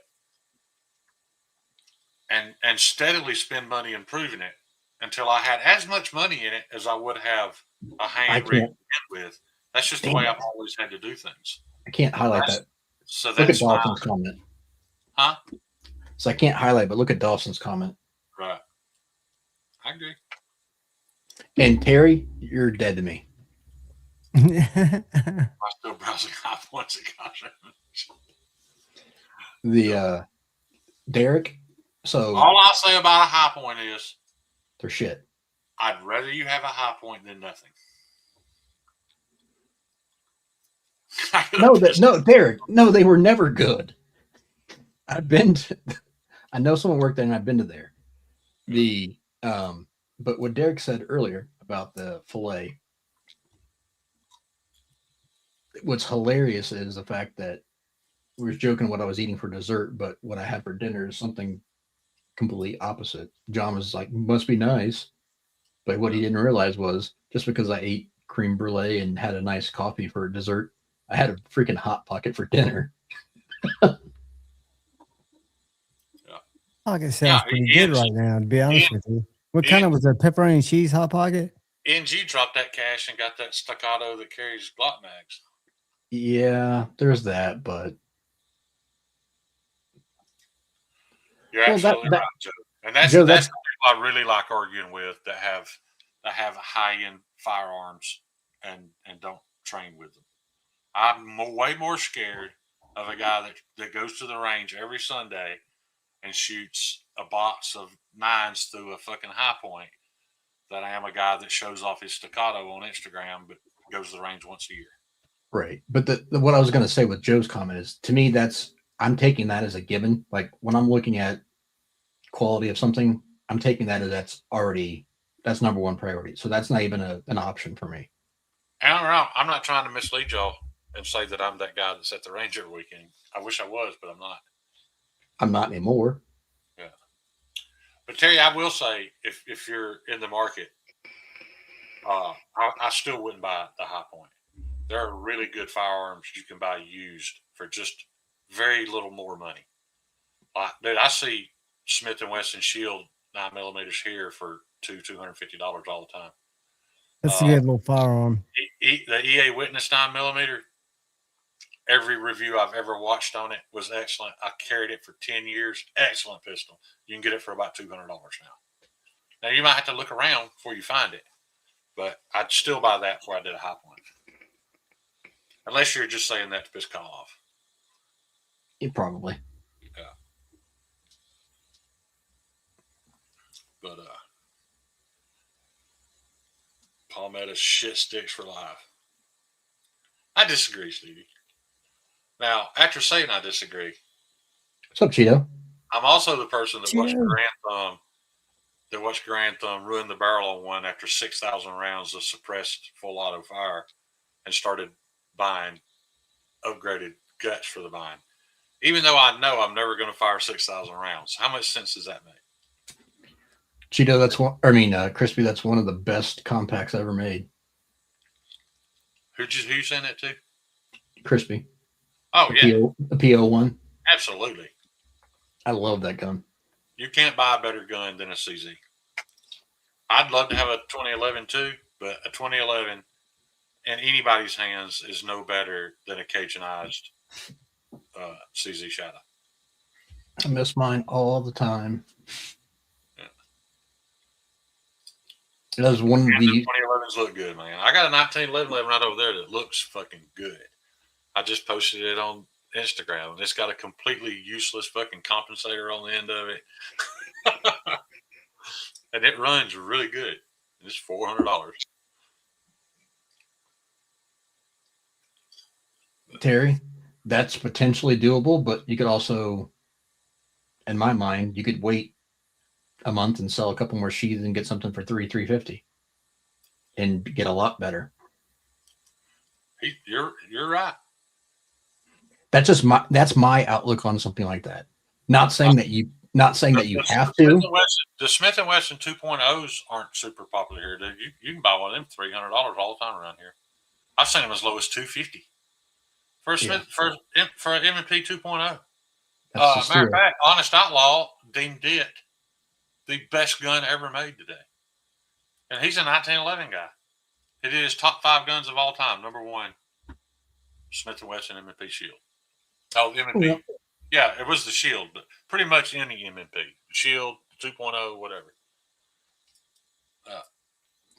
You're correct, Jeffrey. But I'm just saying, if he had 200, I think the quality and jump from 200 to 300 is a huge market that you'd be able much more beneficial to wait a little bit.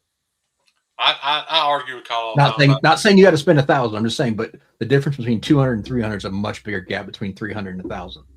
Yeah, Todd, I'm talking about used, but yeah, I bring up High Point just to piss Kyle off, but that is the lowest denominator to me. I hate telling people just save your money because I know how hard that is sometimes. But I'd definitely make a couple of sheaths and put a little money with whatever a High Point cost and buy something better used.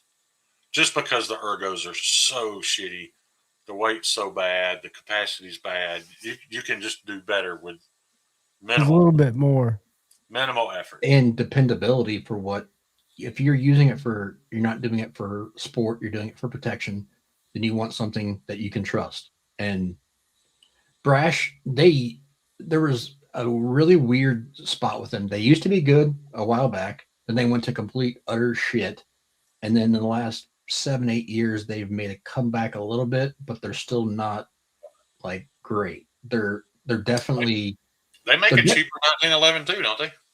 They make, yeah, most of their stuff they make is reasonably priced. Oh my God, Bugsy, you just lost all credibility. You can ask Crispy about that. But Taurus is coming back, but they're not. You said for the money, Kyle. That's fair. I don't care. $300, that is fair. I'd buy $300 for the rocks before I'd have an XD. Mm-hmm. And you know how I feel about rocks. For those who don't know, this is Kyle, our super opinionated buddy. I said for me. I didn't say for you. I said for me. But yeah, Taurus makes decent for the price point. They make a decent firearm.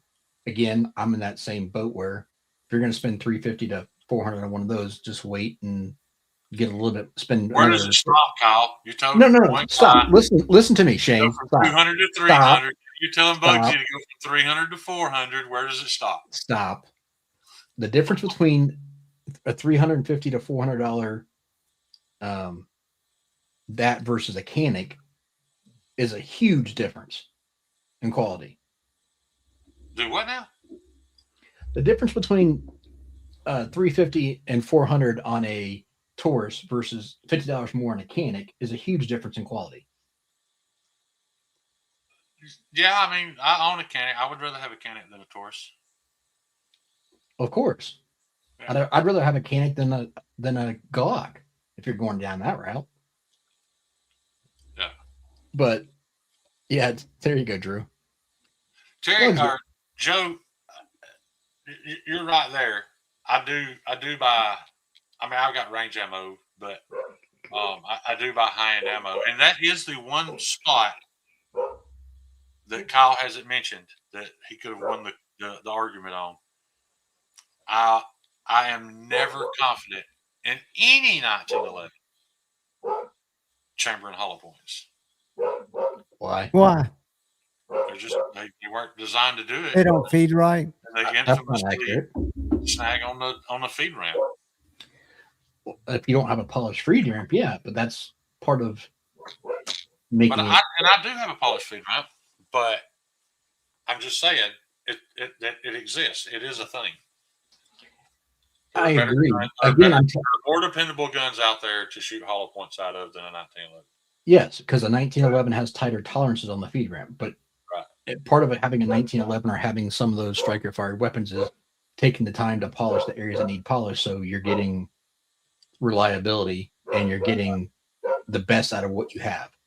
I'm the same way with everything I get. I'm not going to operate something that or take it out and carry it if I don't know it has 100% reliability, at least with what I've practiced.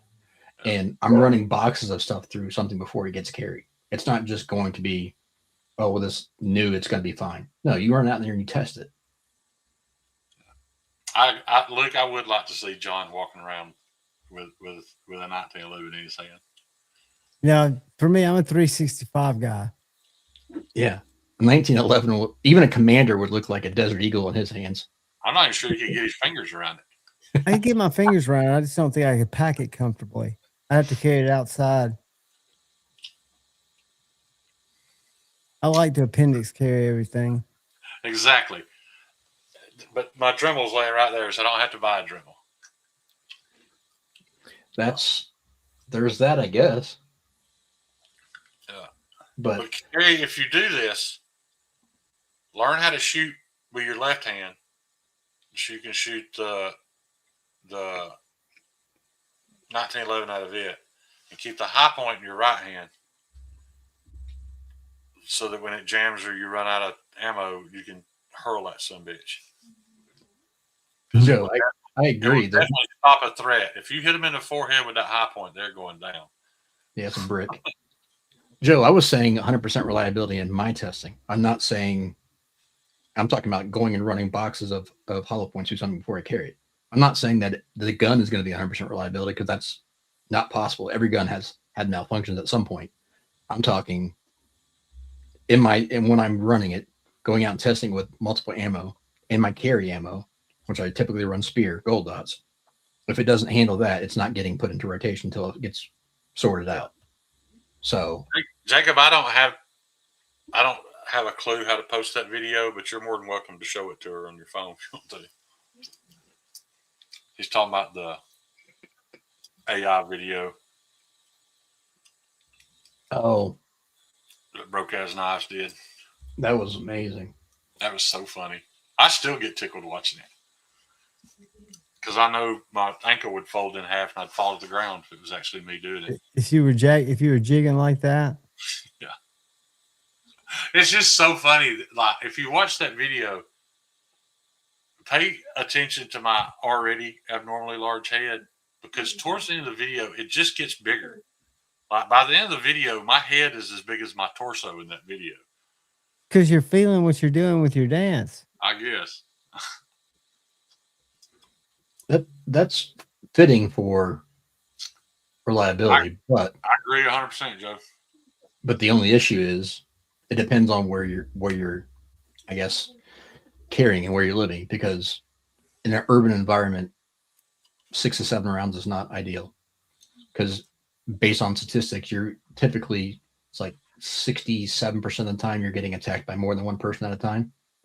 Because by that same logic, then there's no reason to carry a 30 round AR mag when there's 60 round drums. Well, typically if you're That's carrying it. No, Hang on. I'm not saying you're wrong. I'm just saying it never ends. Like, if you Joe, apply the same logic, it just keeps building and building and building. And the thing to do is just get something you're comfortable with carrying, train with it some till you're proficient with it and safe with it, and you'll be just fine. Joe, 9 to 10 if you're going with a 9, if you're doing a 45 or a 7 or 8, depends on the finger. But you're also looking at the weight constraint as well too. If I'm doing a 1911, it wouldn't be necessarily for carry. If I'm carrying, it'd be a 2011. But I agree, wheel guns are cool, don't get me wrong, but I'm just saying it depends on where you're actually using it at and carrying it. It makes a big difference. My next gun, and it'll be a long time before I can get it, but my next one will be a wheel gun. I just haven't decided on which one yet.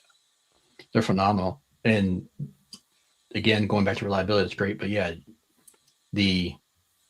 what you were talking about, Shane, though, 30 versus 60, whatever. Yeah, that's great. But if I'm loading out where I need to, if I'm used to carrying that, then I'm going to have more than one mag with me anyways. Yeah. So it doesn't matter if there's a 60 in it or a 50 in it, a drum, or if I got 30 in it. It's the same thing as the whole last topic we were on with the bug out thing. I mean, you can keep buying shit and packing shit till you can't, you can't walk a mile with it on your back anymore. You just have to find, what's comfortable for you in your situation. Nobody's really wrong, is what I'm getting at. I just love to hear Kyle get fired up about it. Joe, that is 100% completely incorrect. I'm sorry, but that's not right. If you had 3 people coming at you and to say that you're going to get it done with 6 is wrong. I've Because never had 3 people coming at me. That's the exact gun I'm looking at, Luke. even if you had 2, there's still a high probability that you're not getting out of that situation. Because how many times have you seen it? It's not a one stop and you're done. By the time it happens, you're putting multiple into one people. Bullshit, Joe. I'm headshotting, It has man. nothing. Yeah, you try doing headshots at someone moving, John. It's not I like lead them. I gauge their speed, and I've done it so many times on Call of Duty, dude. I'm proficient. me too. That's someone who actually hasn't across the map. That's someone who actually hasn't done enough training to know that. Yeah. Yeah. But like I said, everything is just, compounding because, is it 3 guys? Is it 6 guys? Is it 9 guys? No, I'm just talking about you're not combat scenario. Just get what you're comfortable The goal is to go down fighting. You're proficient and safe with it, and you'll be fine. You talk to any actual gunfighter who's actually been in a gunfight. They're not saying. I only know that one, that Baja truck driver guy. I'm saying there's no chance that you're going to go. I only need 6. Rounds. I don't even remember hearing or seeing that many like shooting breakdowns or whatever of multiple armed attackers. I'm not saying it don't happen. I'm just saying it comes to a point where there's really. It just comes to a point where you're fucking dead. You know what I mean? But you're going down fighting. If you have enough ammo to shoot it out with 3 guys, what are the odds of you finding a proficient piece of cover that protects you from all 3 guys at 3 different angles? Like I said, you can just add to it until. Right. There's so many what if. I'm talking about the option of being able to cover yourself, retreat, and in the meantime, if you have to put that threat down, you put it down. And just to have. I would be willing to say 95% of people who've had to use a gun in a self-defense situation, it was probably not fired more than 3 times, not more than 10 feet against one person. Wrong. Statistically, I'm not saying that doesn't happen, but I'm saying statistically. I'm saying that happens a huge majority of the time. Yeah, and that's one guy shooting one guy at a short distance. Yeah, probably. I'm just guessing, but I'm gonna say no more than 3 rounds being fired. That is incorrect. Of the 95% of the time that you're talking about. Yeah, when you're looking at statistics, it's definitely not in your favor when it comes to that. I ain't nothing in my favor, dude. I'm old and fat and can't see up close, and my ankle don't fucking work. I can't get off the X. All my statistics are against me. Yeah, and I'm not saying that I'm not. When I was young, and I was in a situation similar to what you're talking about, and there were multiple people firing at me and many others. I didn't empty a magazine. I don't know. Situation could have been different though. Yeah, and to go back to what Dakota Meyer ran out of bullets. Going back to what you're saying, Shane, I'm not portraying myself as that person because I've not been that person. But I know people that have. I mean, somewhat reasonable. I mean, maybe not like done it like what the guy Dawson's talking about, but I mean that I've actually had experience in training, and from all the training that I've done, it's don't leave yourself unprepared. I'm not saying you got to pack, the whole bag with you, but I'm saying don't put yourself in a position where you're compromised. And depending upon where you're going, if I'm going out in the country, I'm not worried about if I got a wheel gun, right? If I'm going into a urban neighborhood at nighttime that may be a little bit sketchier, then I'm going to have more than a wheel gun. Whatever makes you feel safe, man. Okay. I'm going with my odds. Oh, I got you. I just know it's kind of like, it's like time. Eventually, the end game is not good.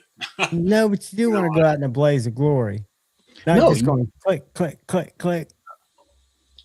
Like I already know for a fact, I went to the range. I can't at about 25 yards. I can't hit shit with that cannon. really? It's too short. Is it your eyes or the gun? It's just what, a 3.5-inch barrel. I just can't hit shit with it. But I ain't planning on shooting at anything that far away. No, I'm not laughing at you. I'm laughing at Stevie. What's Steve say? Probably not really. Right. Statistically, I'm probably not going to put myself in a situation where I need my firearm either. I'll be hiding under my sofa. Yeah. I do like the idea of, a bump in the night. I don't have to worry about, am I capable of defending my family? That's really because I don't carry near as often as I should. It's mostly just for. I've gotten where I carry every day. Right here on this corner lot. Yeah, I work with the public every day, and I've been in that neighborhood. I carry if I was there every day too. I've gotten used to it. The first couple of days weren't great, but I've gotten to where it feels. One day I forgot it and I felt naked. Yeah, that's how it should be if you want to be consistent with it. Luke, send me some pictures of that 686 though, and your opinions on it when we're not on here. I've got a reasonably good area that I live in. It's not bad. It's not like, and I still don't leave the house without it. It's part of my, your check when you leave the house, keys, wallet, phone, it's on. I mean, And Luke, I know what you were trying to do. I saw you trying to set Kyle up. And I'll relate that to me saying that if I worked where John works, I'd carry a gun too. That is an urban area, but it's just so you know, it's the white crackheads that you got to be worried about. Absolutely. and I sell them a knife once a week. That's what he means by urban area. By urban, I mean any closely, densely packed area with lots of people. Yeah. Does that work for you? A drug infestation. Yeah, it has nothing to do with anything. It's about 410 revolver done. Well, yeah. And there's a cool video on that 410 revolver, if that's what you're talking about. There was a Russian 410 revolver that was on my feed today that looked badass. There's a lot of people out there in the self-defense world that would tell you that's a horrible idea. I bet, because the range is I seen a video of a guy shot 3 times from about 6 feet away, and it didn't even slow him down. Was he shot with slugs? No, I'm sure it was buckshot. I mean, I'm sure it was birdshot. But once again, guys, guns, knives, bug-out bags, all of this shit is just something to consume grown men's desire for toys. And make up fantasies in their head where they use it. Absolutely. I'll never forget when my daughter asked me, Daddy, what are you going to do one of these days when you pass away? You never had to use any of this stuff. I was like, well, that'll be a good life. Yeah, because you'll never had to. Yeah, hopefully I'll never have to use any of it. And I'm not capable of using most of what I have anymore. But it's fun. I like watching Honest Outlaw do a video about the same Smith & Wesson M&P 2.0 every time they come out with a different configuration of it. At the end of the day, they all sling a 9mm projectile at 1,400 feet per second. Pretty damn straight. That's all that matters. Yeah. But his job is to make you want that new one because the trigger's blue, or because it's got a hole in the top of the barrel, or whatever. He's also shooting thousands of rounds a month. He can compare and contrast and give you the ins and outs if there's a difference. And, and a lot of times there is a actual difference. It's just a matter of whether or not it matters to you. Right. Yeah. Same as blade steels. Does it matter to you? It may not to the next person. You're 100% right. some people will never notice the difference. Does a comp gun shoot flatter than one that's not? 100% by every metric. Does a by the same shooter? No, I'm talking about in a stable platform. Does someone pulling the trigger, like Right. in an actual bench rest? Right. But same there thing. are people that can shoot an uncomp gun. Correct. I'm talking better than baseline. that. I'm talking baseline. Same thing as we're doing a baseline cut test. Is Rex 121 going to outcut 1095? Yeah. Metrics every single time, right? So But are there people out there carrying 1095 that have zero edge retention issues? yeah. Sure. Exactly. And that's my point, is it's a comparison of what matters to you and what doesn't make something right or wrong. Right. That's what I've been saying all the time. You're right. I'm right. Bugsy's right. Crispy's right. Crispy's not right. He has a different need in different situations. There's nothing right about Crispy. His head is there.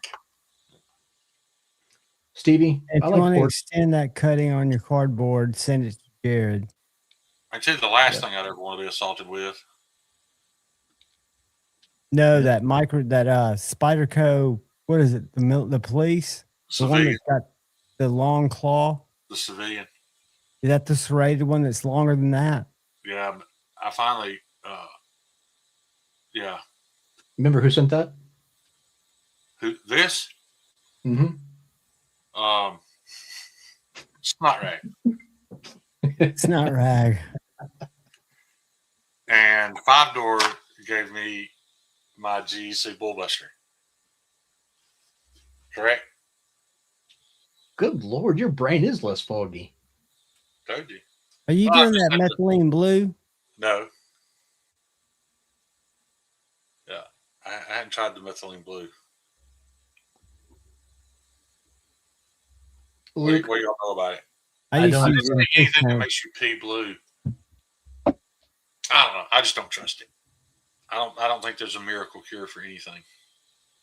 No, I don't think so either. But I think miracle cures is it possible are more there's somebody likely that has some ailment that drank that stuff and now they feel better? Sure. I know a lot of people that say marijuana works for nerve pain.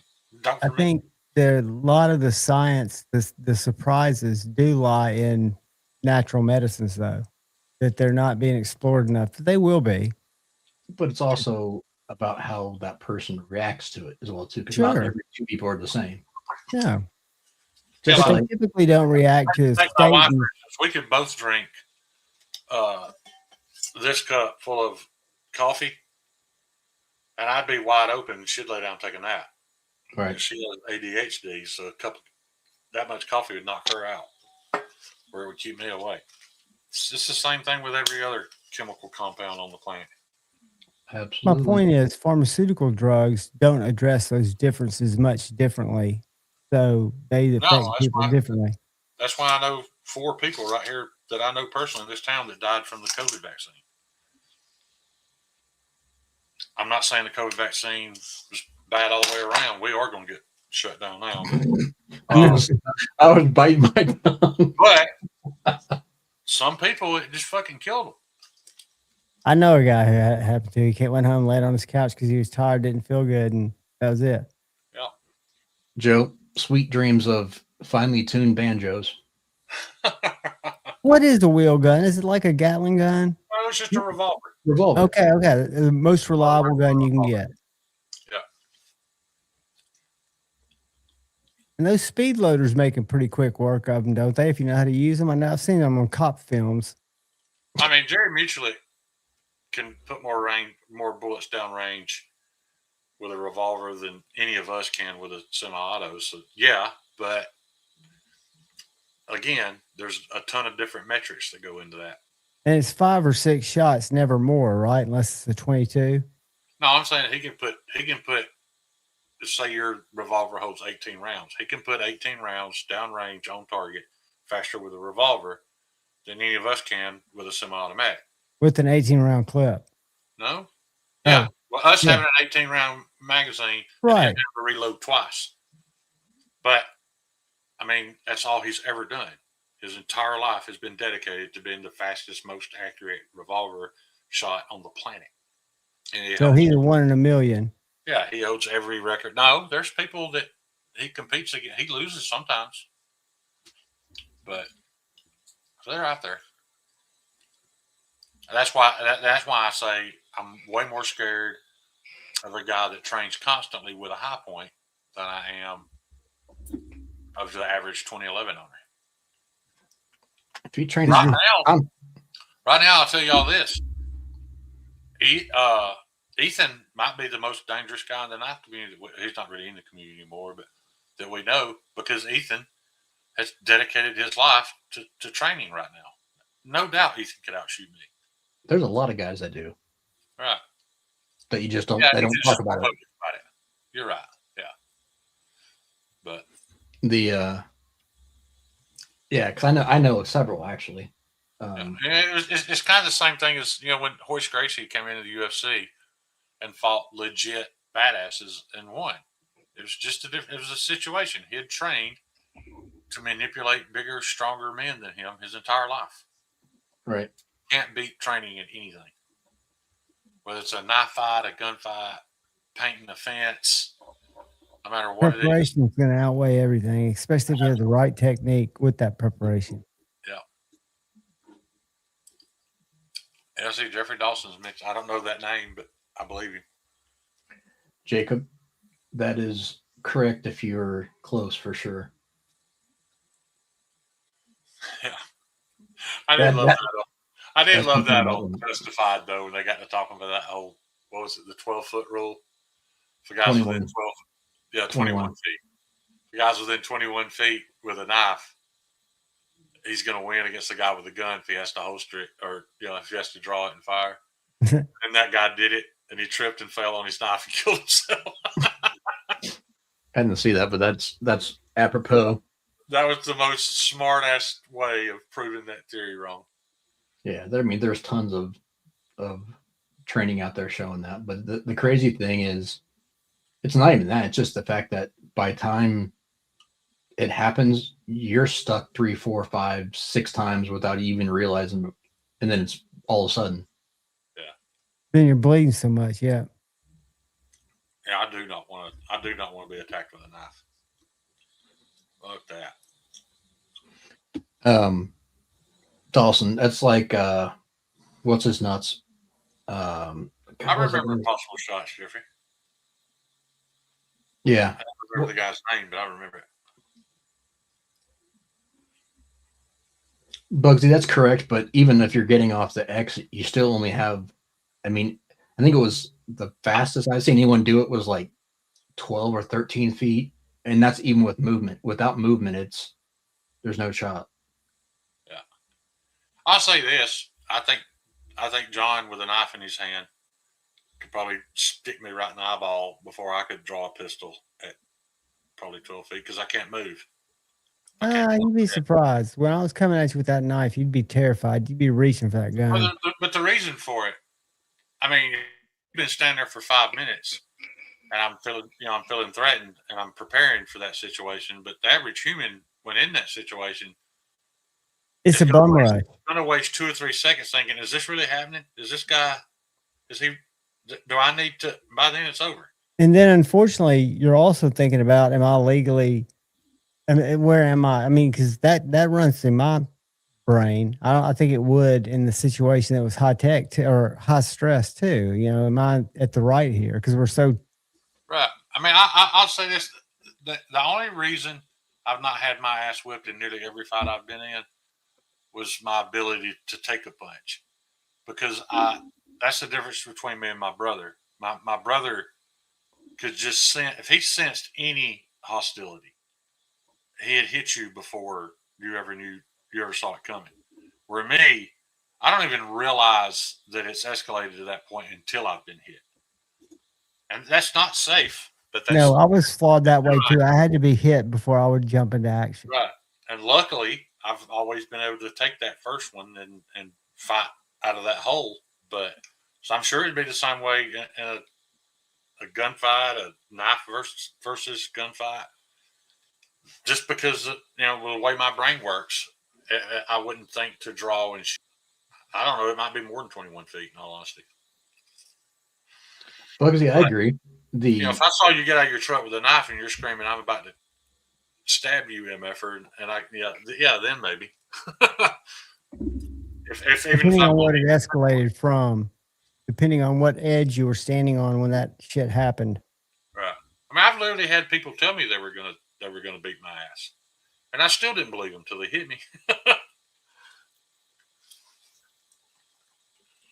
But my brother's also way more likely to overreact and get himself in trouble than I was. So there's that.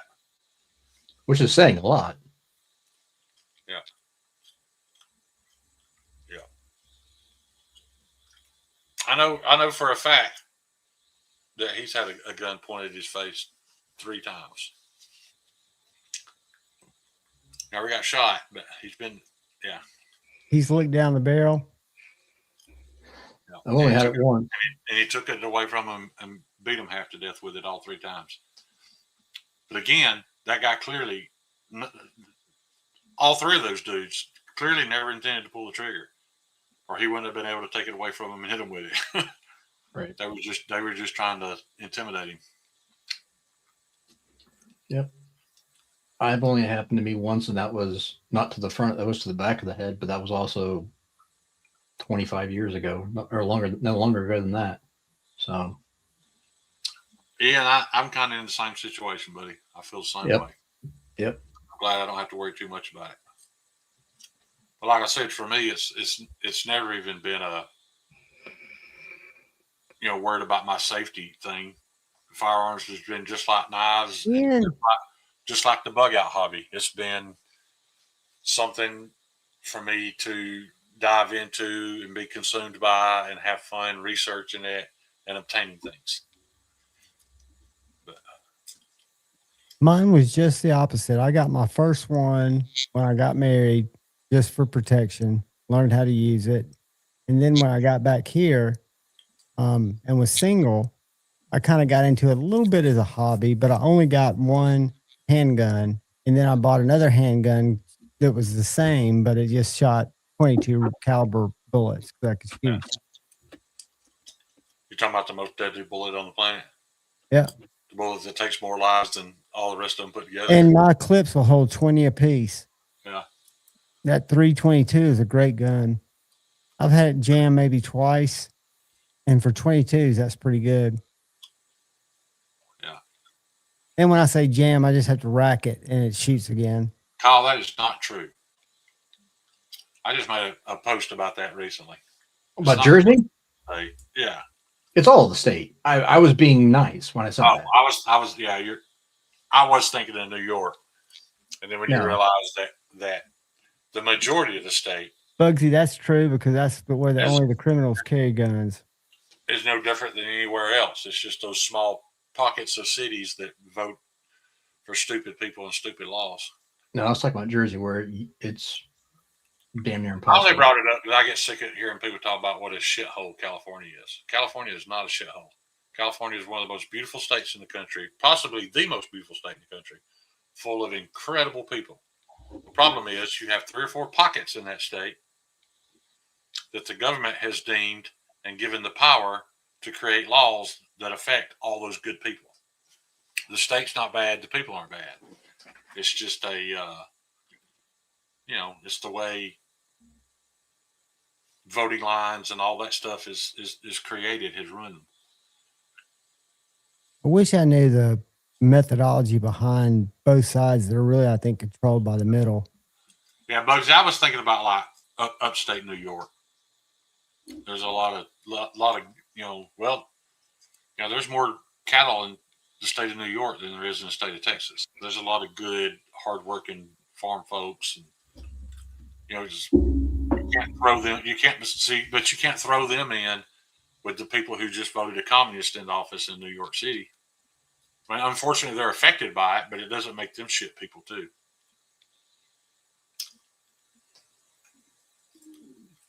But to say California is a shit state full of shit people, then what about Patina Turner? We all know Patina's an awesome dude.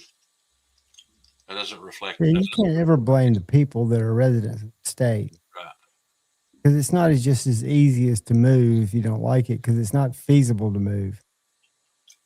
I'm saying about that I disagree with. too. Well, I used to, and then the more I got to thinking about it, I think for some people to pack up and move away from all these people they care about could be easy. But I think for a large percentage of them, it's just not. For some, you've got older parents that can't move or aren't really in the position to move. They're just even other if it's not factors. family, even if it's just lifelong friends, and it's the way of life that you know. Like I remember who I was talking to here a while back, but they were telling me they're in the knife community. Maybe they're in here. I don't know, but they were talking about they've lived in California their whole life, and literally nothing has changed. Like their way of life, beautiful, still is at all. Is gas a little higher? Yes, but all that happened gradually, and they've adjusted to it. They don't experience any of these negative things that we like to focus on about that state. And it's because all this shit that we focus on about that state are these small percentage of people and places that have all the cameras on them, and it's been uploaded and put on the news because that's what gets viewers, and that's what. And I'm a firm believer that people are trucked in for those events. But here's the thing, John. What I was getting at when I said I don't agree was it comes down to a matter of what's your priority. If your matter of priority is to get out, and that's more important than other things going on in your life, then yeah, everyone can get up and move whenever they want. That it's Absolutely. Anybody living in Los Angeles, the greater Los Angeles area, after knowing what I know about what you pay for rent, what you pay, or Jesse, what it costs you to live there, you could literally stop paying your bills for 1 month. Nothing's going to get cut off in 1 month. You could just skip your bills for 1 month and take that amount of money and move to Alabama and pay a deposit, be in a place, have all your shit turned on. Your life would change. It would be, you could do it in 1 month. The problem is, it's all the other things that you're walking away from. And I get it. Man, I've spent my whole life. I've turned down so many opportunities in my life because I didn't want to leave gas in Alabama. Looking back on them now, I realize it was stupid. But my people are here.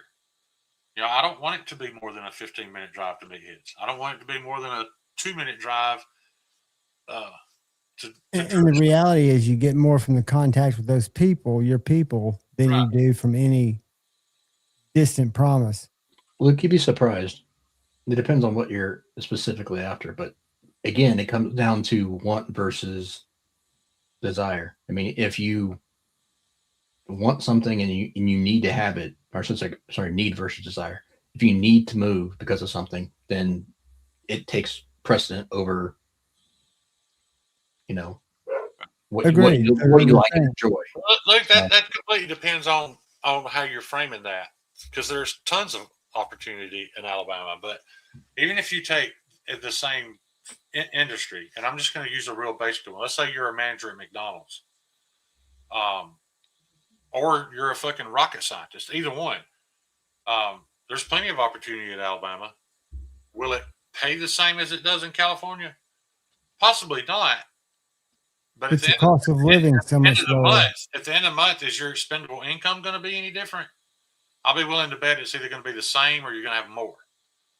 Because, you might not be able to make $500,000 a year, but you can live the same and probably have more money left over.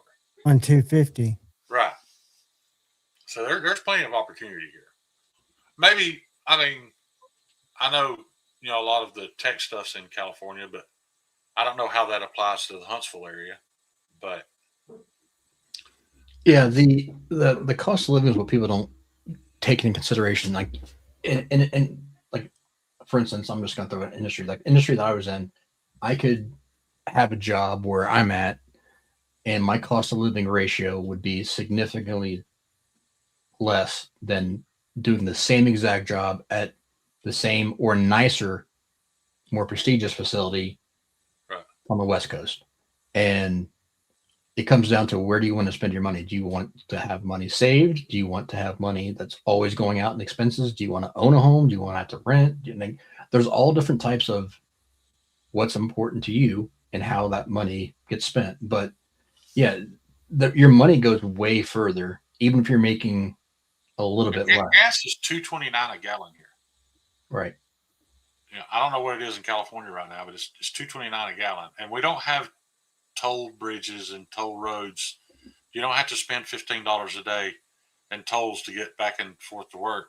I was upset because I just had to pay my property taxes, and then I find out that if I owned the same size home in California, I'd pay that nearly every month. They have to pay their property taxes monthly because it's so much fucking money, and I pay mine once a year. So but if you've ever lived in California or spent any time there, let's say you don't have any close friendships or family, I understand leaving that lifestyle because you're not going to find it anywhere else. We have, the Smoky Mountains. We have all that. We don't have mountains. If you've lived in California and you come to the South, you're not going to find a single fucking mountain. We have hills covered in trees. We have foothills. There are things in California that don't exist here. So I understand that. But Todd, is that why you drive a Moose? Yeah, Todd, Carl, what's a can of dip or a pack of cigarettes or a half case of beer cost there? Insane amount. Fucking crazy when I hear it. Yeah. Yeah, and their tax rate's insane as well too. There's a lot of different things that people don't account for, but like, okay, this for people like on the coast, it's funny you always get made fun of for being in the middle of the country, but again, if you're comparing apples to apples, like Bugsy's in Jersey. Sorry, I didn't mean to dox you. I think that's pretty well known. The cost of living there in homes is insane. I live in a suburb of a decently large town, not a big city, but a big town. You can get a nice home, three or four bedroom, 2 bath, 3,000 square foot, 2-car garage on, third to a half acre, and you're at $300K or less. You're getting that for a studio apartment in a lot of these places. And I think that makes a huge difference what people don't account for. You're right there, Luke. You're going to have the swamp nuts. Ain't no avoiding that, buddy. The weather's a factor. The scenery's a factor. Especially if you're an outdoors person, you can find things to replace it here, and you might even find some things you enjoy more. But it's not the same things. I hear Wyoming's a great place to go. From people from California have gone to Wyoming with a lot of success. Yeah, but it's a totally different lifestyle in terms of your hustle and bustle. I live in a 2,000 square feet, 4-bedroom, 2-bath house, and the country club ends across the street. I'm not in the country club. Literally across the street's where it stops. In the second safest city in the entire state. I give $85,000 for this house 15 years ago. And even if I sold it today, it's only worth about $200,000. Yeah, I was talking today's numbers. It's a brick rancher. I don't know what if you took this my lot with my house on it and moved it to California. There's no telling what that would cost. Oh, it's got to be $3/4 to at least $1 million. But the biggest difference between somewhere like here and those big cities is you don't beat your wife and make it to work on time the next day. If you break the fucking law, there's no such thing as they didn't prosecute him or they let him go with a slap on the wrist. They don't happen here. That's why that's why it's the second safest city in the state, because people are held accountable for their actions. When you fuck up, you're going to pay for it. And I know a lot of people like the idea of anarchy, and fuck law and order and all that stuff. But when it's your shit that's being stole, or your family members who are being brutally beaten or murdered, I'm sure you'd feel a little different about it. And we don't have to worry that much about that here. That's why I like it here. Yep. Did you see what what Drew said. No, I was looking at what Bugsy said. So again, for 500,000 to 600,000, you could move here by a nice $200,000 home on a lot of land. Yeah, easily. Not, You get in the county. You get in the county, which is around here. The county is only 10 minutes from town, 10 to 15 minutes. You get in the county, you could probably buy. Well, my daughter just bought a 3-bedroom, 2-bath on 5 acres for $115,000, only because she's in the county. And there's no permits for anything. She could build whatever she wants without a permit. There's just no restrictions here. Now, can that suck? Well, of course it can, because I know people who have nice homes, and some jackass bought the place next door and turned it into a scrapyard within a year. That sucks. Right. I wouldn't change a thing. I wouldn't change that freedom.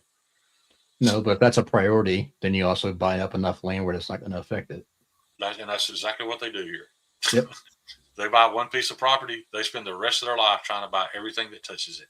Yep. Yeah.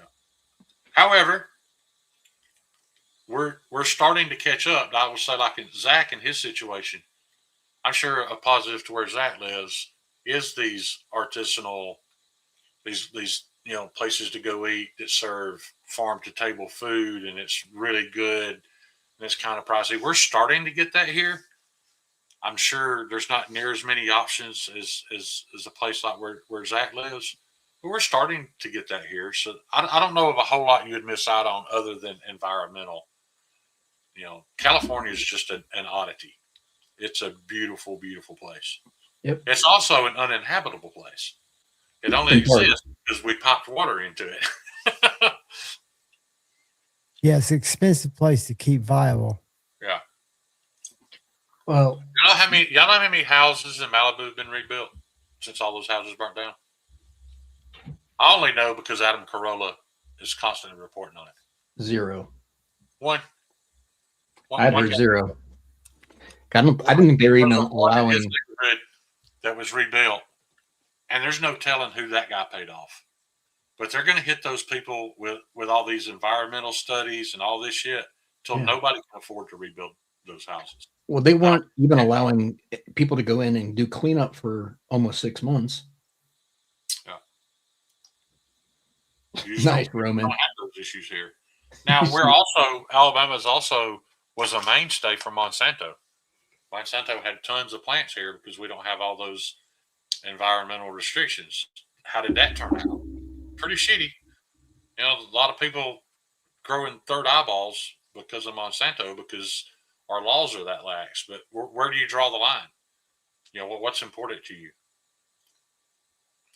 What's wild to me, Shane, what's wild to me is you talk about having access to water there. It's like, if it wasn't for environmental and silly, and I'm saying it because of the actual direct scenario, not all environmental things are silly. I'm saying that it was silly of why they weren't using purification of ocean water when it's readily available right at your doorstep to be able to pump in for consumption and for use in multiple avenues over a small smelt fish that no one even hunts or does anything for or fishes for or whatever else.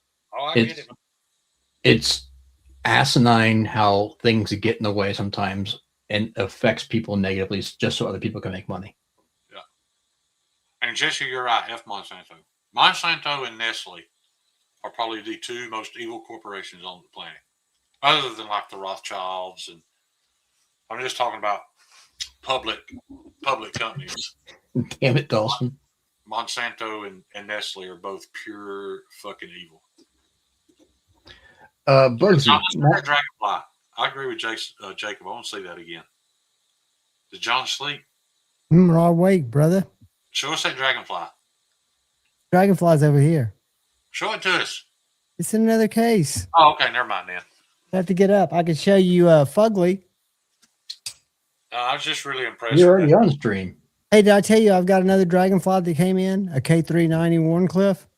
I'm ordering raw titanium scales for it. So I'll have my Z189 drop point, and I'll also have my K390 Warncliffe, a little set of them. I love that little knife. But if you talk about, I had one, and my daughter loved it, so she still got it on her keychain to this day. RP gave that to me. If you're listening, RP, appreciate you. I'll grab it. It won't take but a sec. It's just, it didn't I feel need to like put it in this case over here anyway. It didn't feel like a substantial enough knife to me. And I've not handled Johns with those scales, but I can just look at it and tell that that's a completely different knife with a scale upgrade. But, I would have thought this was a substantial enough knife either. But after owning it and carrying it, I really like this little thing. And this is a small knife I could carry every day as a primary carry. What's the size comparison to this, John? I love that little knife. I do too. What's the size comparison between the Dragonfly and this? About an inch. Let me hold up my Dragonfly and I'll measure it for you. The Dragonfly is literally for me, a 3-finger knife. Well, I can get all 4 on this one. I think the little native is an inch. Hold on, let me measure this. This little guy from tip to tail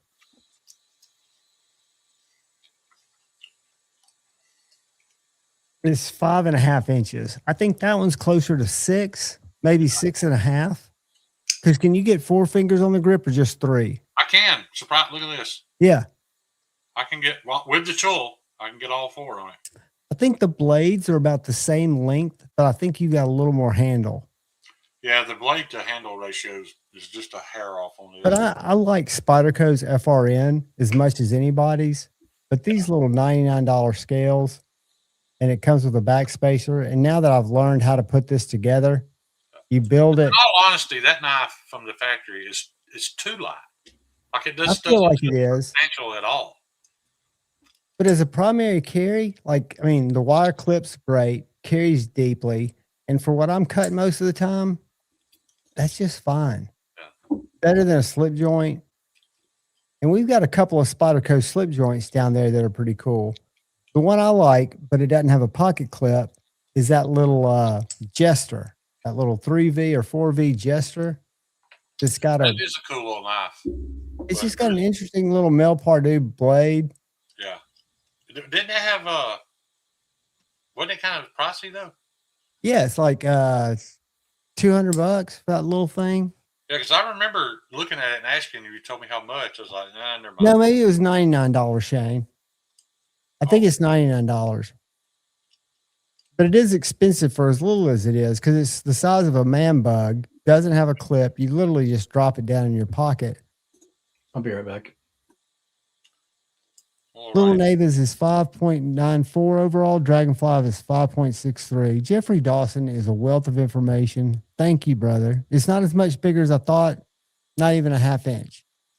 I have a micro melt. Oh, Dawson's got a micro melt. A micro melt. Yeah, the PD1 micro melt. That's crew-wear. I've got Magnamax on the way. Do you really? Yeah, I've got a little knife that Gary's sending me. I don't know you got one from Creeley coming? Yeah, a little minnow, and I've got to reach out to him. I think I'm going to order some of his emulsion. I need some 1 micron emulsion, and he has a 1 micron. It's a little more expensive, but I was going to buy some from Gary. I can't right now because I'm trying to save my money up. But I like the application. Website was the 3 bottles, 3 different microns. I don't want that. I bet you can buy just 1 bottle. I bet if you DM him, you can just buy a single bottle of what you want. Yeah.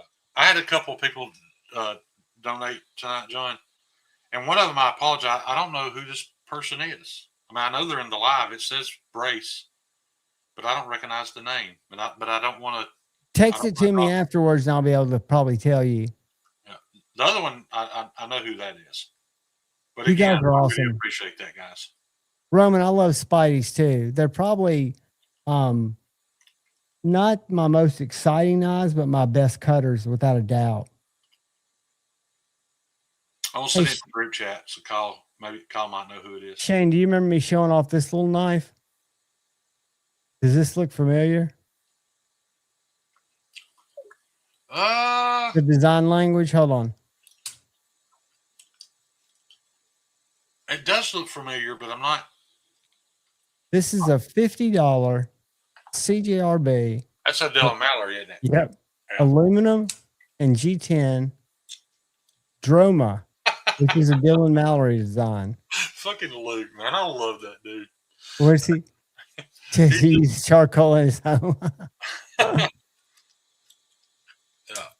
I will say I would have never. I think I will too. I'll tell you what, I really like Gary Creeley. He seems like a nice guy. Seems to have a lot of information. I sent that text in group chat, John. Just tell me if you know who it. Don't read it. I don't know if he wants to. I'm not going to read it, goofball. As long as I've been in the community, I would think I would know that name, but so he's apparently kept it to himself. No, but I'll check pirate ship. See if he's ever won anything in any of my lives. The mystery will be solved. I just wanted to be able to personally thank them, and I'm not sure who it is. So when it comes in, does it have an email attached to it? John, I wouldn't know, dude. I'll look, because what you can do is always send an email and say, man, thank you, brother. Don't know your screen name. Share it with me so I know. I should, because that's the funny thing you find out about Blade Show is I know so few people by their actual names. There's a handful that I know their actual names. Right. Most people keep that pretty secret for a reason. That's why, I did a strop conditioning video the other day because I was sent a strop from a brother that we all know, but he's not in the position to be making strops right now. And he didn't get back to me. I don't think he would have minded me using his name, but I didn't because I know sometimes that's, people might say, well, can you make me one? And if he's just doing it as a hobby. But check this out, Shane. You've seen my main strop, haven't you? My walnut one with the horsehide. Right. This one's maple, made by the same guy with cowhide. Oh, okay. And I put my last little bit. I still got a little stroppy stuff, but I hate the spray bottle. I hate that application. Even if you get it really close. The only reason I wanted to buy his was because he was saying it was, it was more like a lotion or a Well, he showed it how he just could put a little bit on there. It looks like it would last a lot longer too. And you're not spraying the light stuff out. You're keeping it, even if you shake, you can't tell me that the particles want to stay away from the spray tip. Yeah. Well, Brian, I don't want to dig that deep. I mean, maybe they don't want me to know, but I would just think if it was somebody in the live, there's very few people that don't know what their real name is. So that one kind of shocked me. But Brian, if you've hung around all this time, man, I really appreciate that. I know you don't, you're a busy man, and I haven't been as active as I usually am. I know I saw a picture of your garage cleaned out to make way for your CNC, but I'm looking forward, and I hope you're going to do like update videos, pics, whatever, so we can all see it kind of coming together. And Brian, I don't communicate with you directly enough, but I'm a huge fan, and I'm watching what you're doing with your little fixies. And at some point, I mean, I've got a couple of knives I would love to send you for regrinds, but I know you're super busy doing your other stuff, and your knives look great, dude. You just keep grinding your stuff out. You've got a long career in this industry if you want it. Dude, do you know John, can you imagine if at Blade Show we told everybody that wanted a Brian Kim custom folder that they had to line up in the parking lot and fight each other for it? It'd be a bloodbath, dude. Oh, yeah. People would beat each other to death to be able to get that first one. And that's awesome, man. That is awesome. Yeah, the reputation precedes them. Yeah. Yeah. And there are only a couple of people in the community. That says a lot about who you are, Brian. Because you could auction them things, and there's no telling what they would sell for. But your whole business model on being transparent and doing things what you feel are fair sets you apart. And then the skills with which you bring to it, even what you consider unskilled, you're providing a very high skill level to complete those tasks. I posted a Todd Carr quote because I wanted to say that sounds exactly like Todd Carr. I'm going to hold off. Let's get this exactly. Done. And it's not as much the heat treat. It's the what does Gary call them? The what's he call a batch of it when it comes out? They have a word for it. A run? No, he calls it something. The first something was different than the second. He called it the pores. Yeah. When the pores get consistent. Right. You leave Shane's neighbors out of That's exactly why I had an opportunity to buy some 10V, but didn't. I just don't think it's different enough. I could be wrong, but from what I understand, it's not different enough from K390. And I think K390 is an easier sell. So. And then there's this. Luke jealous. Yeah, quit being jealous. Y'all two girls. I love it. Yeah. The other thing Gary said, though, even I remember a time when Luke was in the chat, and I don't ever remember him being a smart ass. He was just he was always kind of just he'd chime in every now and then. Now that he feels more comfortable. Now that he's turned into a smart ass, I love him way more. Luke used to be an asshole. I wanted to time him out almost every freaking stream. Kyle, you want to time everybody out, and usually I never thought he was an asshole till he won a giveaway knife from me and fucking sold it the next day because he hated it. There's nothing wrong with that. I tell people and I've got to get in touch with. I just thought that knife was underrated, and maybe the wrong person won it. But I think an outdoorsman, like maybe somebody hunts or fishes a lot. I think that North Fork was actually a great design, and it just never caught on. I think it was the early tagged out. Shane, Bugsy wants to know. But it was a great outdoorsman's knife. Bugsy wants to know what's your least favorite steel to work with. If I never have to grind another 3/16 or thicker 12-inch 3V knife, it'll be too fucking soon. And I don't know that that's because of the steel. It was because of the HRC I ran it at, the size of it, the thickness.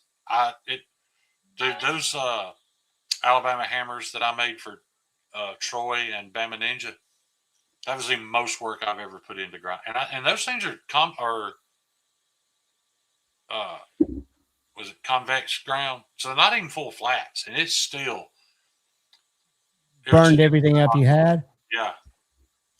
Jacob, this is my so far favorite knife of fixed blade of 2026. This is Casey Lynch blades, Swift 6.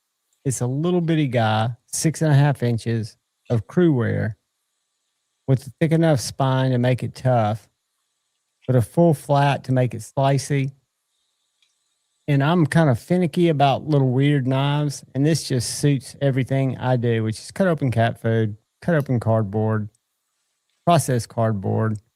And I love the little sheath. A lot of people make fun of it, but I carry this in my back pocket against the right side, like all the way on the right side of my back pocket, and it carries this deep.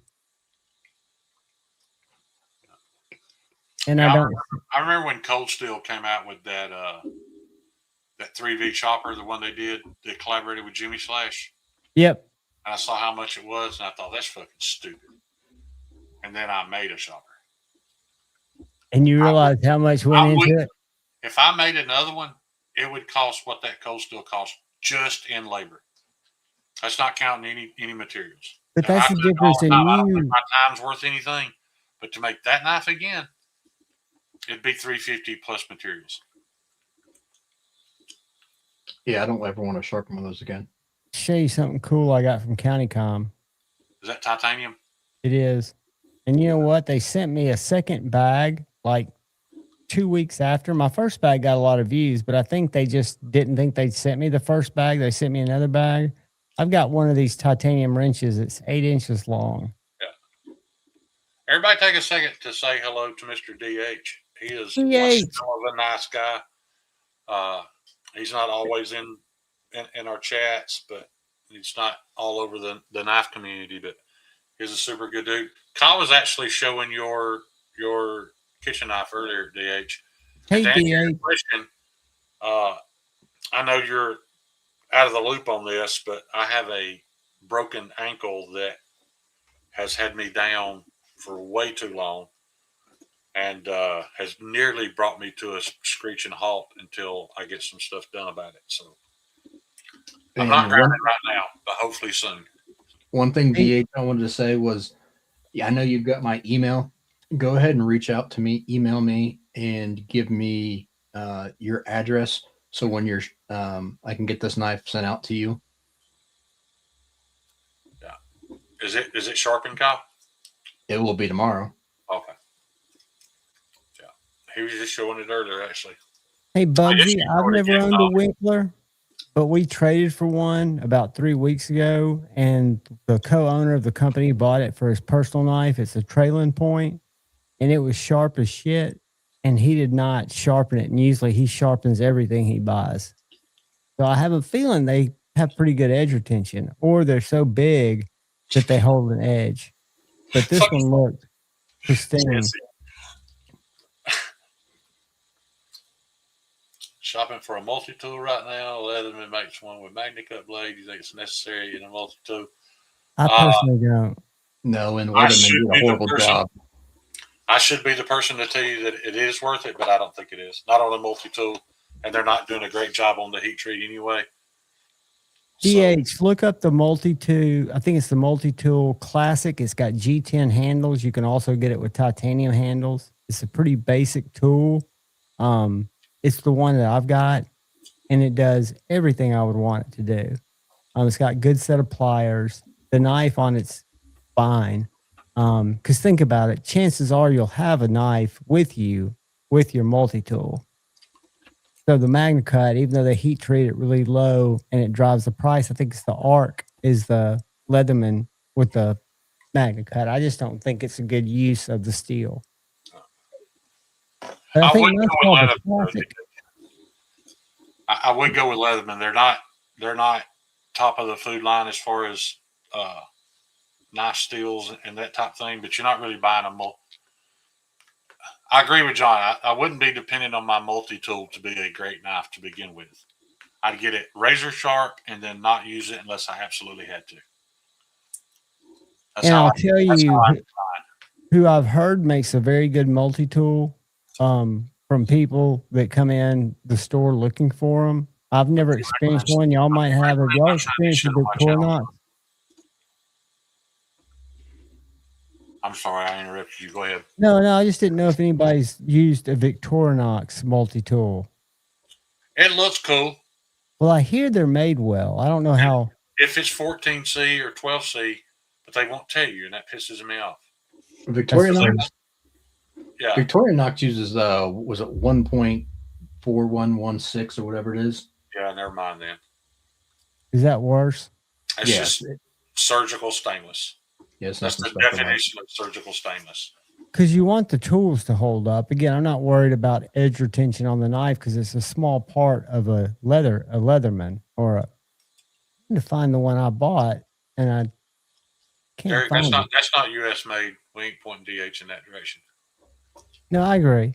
I say that, and guys, I don't remember what company it was, but I had one that made a multi-tool, and everything on it was made out of 14C. And I was like, why can't these American companies do this too?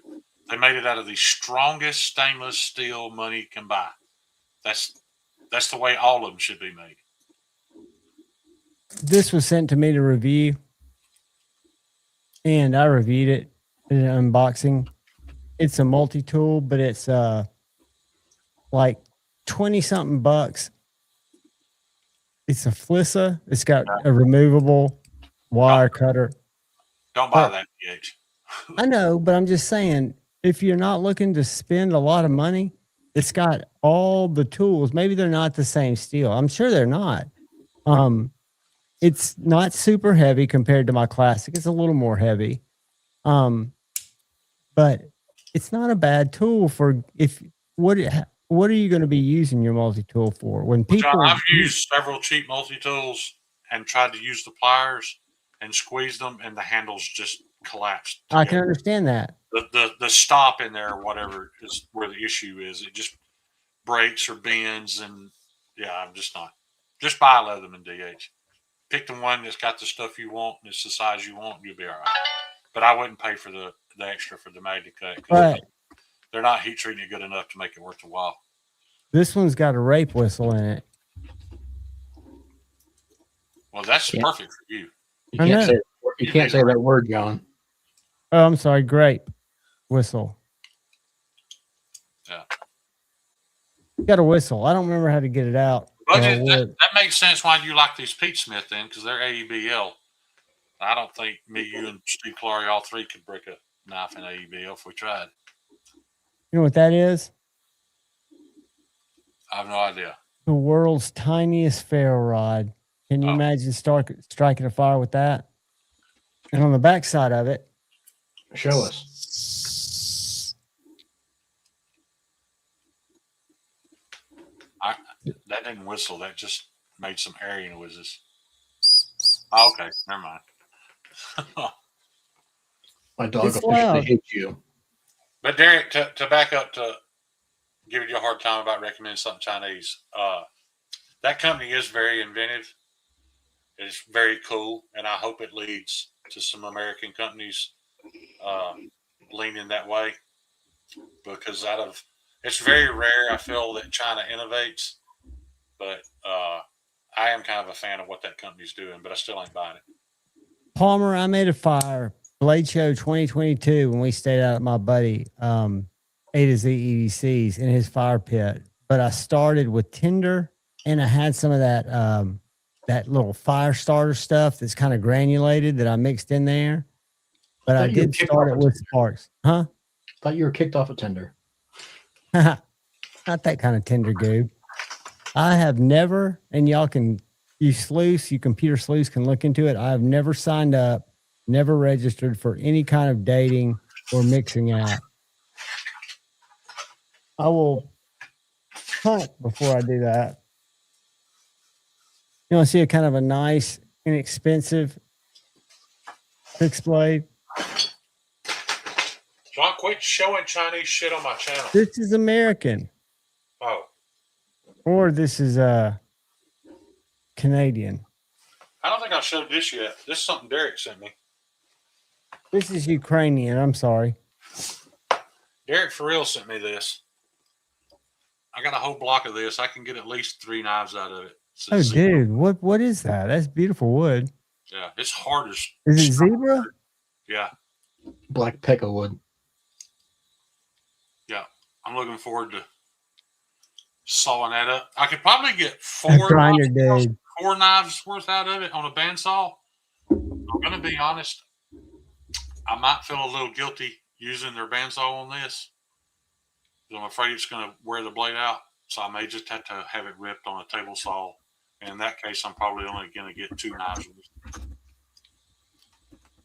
Is it that dense?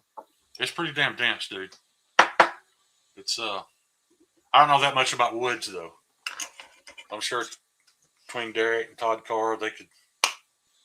Like I just hit that corner of it, the hard 90-degree corner, and it barely even marked it. So that's the most important lesson I've gotten about wood is there's this Indian pharmacy. That was it, Todd Carr. Right. I had a rack multi-tool. I gave it to my nephew for his first Boy Scout trip, and the ergonomics were terrible. It was entirely too big and bulky, but it was all 14C. So I like that about it.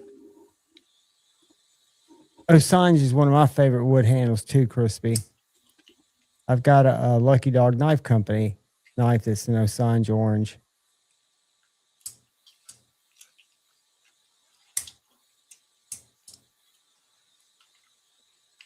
But yeah, the Dragonfly is hard to beat for just a little elegant knife. I want to handle that next time I come up there. You'll love it because what they include that I didn't realize is in the FRN, they've got a little raised area that makes it serves as a washer. So when you take this apart, there's just a blade, a spring, a little spring leaf thing, and your screws. There is no washers that come with it. Well, Titanium sends you 2 tiny little washers to make up for that. And I'm telling you, man, this knife is, watch this. Ah, you know the worst action Spyderco I own? The one I got from you. I can't flick this thing to save my life. And I did it. Is that you got to go straight to the top of the hole, dude. Flick up. I understand all that. It's just the size. It's so small. There's one spot in my hand that I can hold it and get it right. And if I'm not exactly in that spot, I'm going to fail it. I didn't see Justin's live tonight. I wonder if he's got a compression made easy for that, because you still struggle with compression locks, don't you? I just do it two-handed now. I don't care. Dude, I really don't care about locking mechanisms and action, none of that shit anymore. Like, I've carried this with a back lock so many times that I just don't care. And Jeffrey Dawson bought me a 8010 Tonto.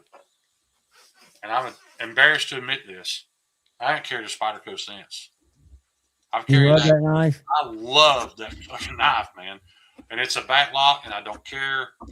I just don't care. The grind, that hollow grind on that thing, cold steel. Well, that back lock's a triad lock, and it's got. I take that back. I carry my Sage in my coin pocket, but my primary is that cold steel nearly every day.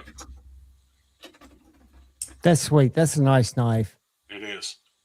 I brought my for Friday Night Flicks. I didn't know if Gary was going to jump on, but he always talks about Dimco, and I had my cold steel 8015 out. I haven't had it out in a long time. I put those original goat scales on it, and it's the one that Satu ground for me, one of the ones. And I love that knife, man. Yeah. I cut myself more learning to open and manipulate that knife. And I can still remember Lefty's just hate fest video on it being so dangerous, which everything he said was correct. It was true. What happened? Something. Oh, you got quiet. Got quiet. I moved away from the we were mic. both leaned off camera at the same time. I remember I had this close by. Check this out. This is my 4Max Elite. Whoops. Let me see if I can reverse finger flick it. Look at that grind. Yeah. Oh, yeah. I'll be honest with you, John, after getting that cold steel, Zach, close your ears. I almost regret buying this now. That's a great knife, though. It is a great knife, and I still love it. But just, well, you can always as far as a big knife goes, I'd rather carry the cold steel. Yeah, cold steels, that's one thing we carry down at Knives and More. And I'll tell you what I want, and I have no need for it. But have y'all ever seen a cold steel top hand? A dagger that's like 14-inch dagger, S35 VN, rubber handle. It's only good for sticking in people's heads. But it's a beautiful knife. And then they've got another one called a Hog Killer. It's a hollow ground Warncliffe, about this long, fixed blade. Wade's a good choice, DH. I handled that knife at Knives and More. That's a badass knife. And for the money? Yeah, $76. Yeah. I think it's just OS 10, but for what that knife's built for, it doesn't matter. Satu Dave killed this, in my opinion. Again, do you want a hollow ground 4Max? No, a 4Max is designed to go out and beat on stuff. But I did. I bought this knife at Midway on sale for, I think it was $149. Oh, I have the Scout. I think I got mine for $60. Yeah, this one usually runs way up there. G10 I actually have a plan. I'm never going to carry that 4Max Scout. I have a plan for it. I'm going to modify the blade shape. And at that price, if I ruin it, it's okay. But I don't really. You'd think if I like that 8010, I'd love the 4Max, but it's a bigger knife. The 8010's just about right. Yeah. I'm gonna do some. I'll do some modifications on that thing. I was just waiting until I was more confident with my grinding before I tried it. I've got a standard 80-10. Let me grab my cold steels. What's up, G Money? I don't know how to explain this one, y'all. G Money. I ain't gonna say his real name, just doxing him. G Money's a guy I met That's playing Arma Reforger. We have spent many hours at 3 and 4 a.m. sniping Russians off of the mountaintop. Is that in that one group, Shane? Yeah, I'm surprised y'all's what my favorite is. Yeah, I never expected to see G Money for a carry cold steel. Yeah, well, we just played together. I hadn't played in months, and I turned it back on the other night, and me and G Money played for a little while. But I've been stuck at home. I was even telling the last time I played was because I was in a pretty bad slump. My mental health was pretty shitty. I spent all my time on Arma, but now I feel a lot better. But since I'm stuck here anyway, I feel a little more comfortable playing Arma again. So thanks, DH. I appreciate it, buddy. This is my favorite cold steel just because I love the Scorpion lock. Yeah. That's the 80-15 with Satu's grind. And then my 80-10, which is not my favorite. I think the 15 was a great idea to have a hologram because I wouldn't hard use that knife. This one's just standard. Yeah. It's a beast.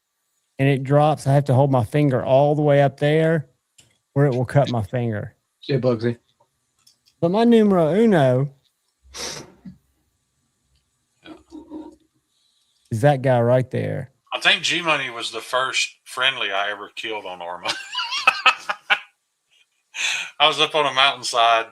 We were taking this base, and G Money's trying to sneak his way in. And he was so far away that all I could see was a figure. So I put a round in him. He was pretty upset at me. Who voted this the best knife? Was it Nick Shabazz, the American Lawman? Gideon's Tactical did. No, he voted it, and I thought it was a really good. I was actually going to talk about that on here. He said if his house burnt down and all of his knives were gone, and he had to start replacing them, what's the first knife he would buy to start replacing his collection? And well, no, he didn't say the American Lawman. I'm sorry. He said the Recon. Or not Recon 1? No, not the Recon. Shit, I don't know. I'm sure Todd Carr knows. This is a good little $99 knife in G10 and S35. Kind of thin, but it's got a back lock. I don't think it's a triad lock. I think it's just a regular back lock. No, it's the Triad. Is it triad? Yeah. I appreciate the American Lawman because a lot of people's complaint with cold steels is they take up too much pocket space, and the American Lawman does a good job of not doing that. Man, I did a review day before yesterday from a knife from the store, the ZT 0117. What a banger. And that's a bar style lock that I normally wouldn't be interested in. But that thing weighs 1.8 ounces with a 3.5-inch blade. Who was that commented on Arma?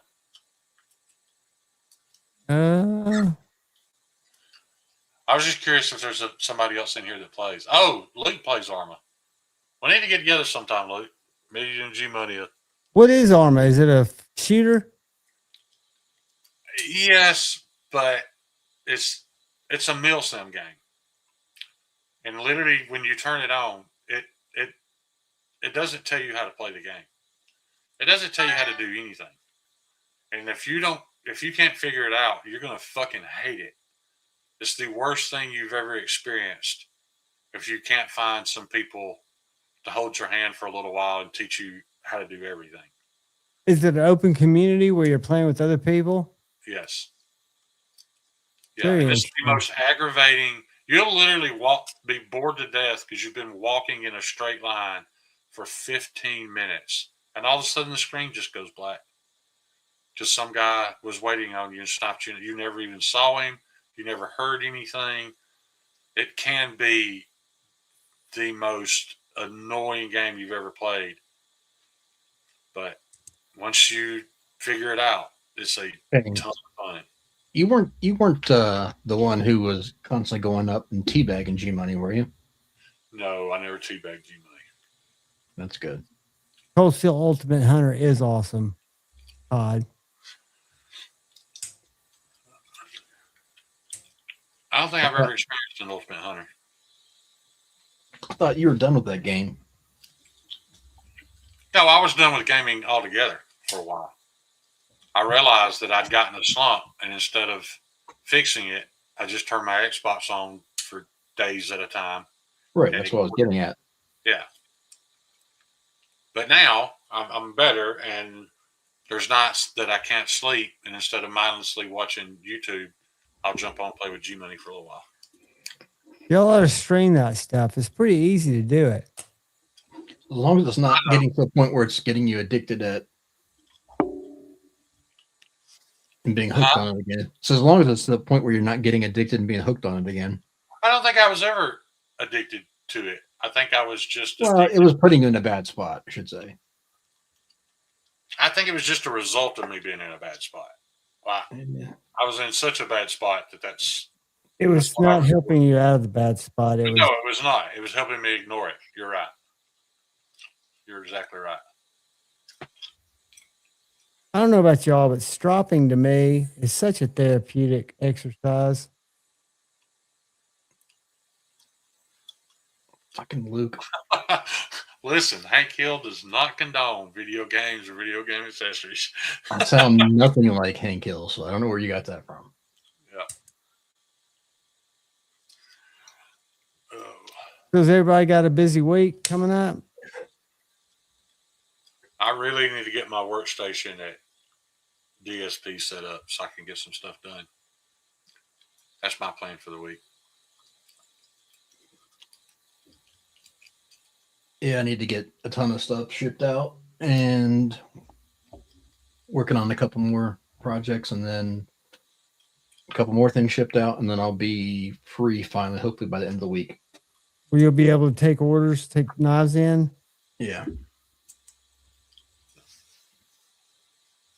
That's where my hat comes from DSP. I'll tell you what, my cold steel has stayed sharp. I've never put a stone on it, and I've cut a lot with it. Luke, it's funny you say that because I have people on Xbox Live all the time tell me I sound like Hank Hill. So I assumed you were talking about me, not Kyle. Paul, I've tried wrapping it. I've tried like those Velcro on braces and all that stuff. And the orthopedics have told me that those still allow some flexibility.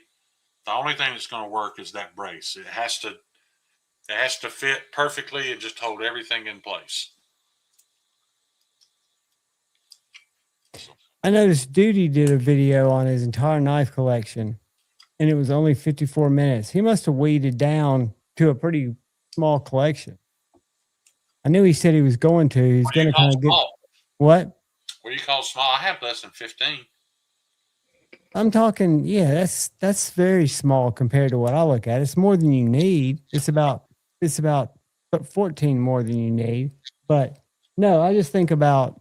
I disagree there. I think five is the point of having enough finishing or no return. After 5, it's just a hobby. But like the one knife I think everybody needs, if you're interested in cutting things, everybody should have a recurve serrated blade. I get it. We may never cut rope ever for the rest of our life, but there's nothing in the world better at it. So you should have one. You should have a big, thick, tough-ass knife. You should have a super thin, super slicey knife, big knife, a little knife, whatever. But I think 5's about the point. Where you can get everything your cut needs covered pretty well. Yeah. And I think only one of those really needs to be a pocket knife. Yeah, because again, the pocket knife, the only advantage is it folds, and they're fun to play with.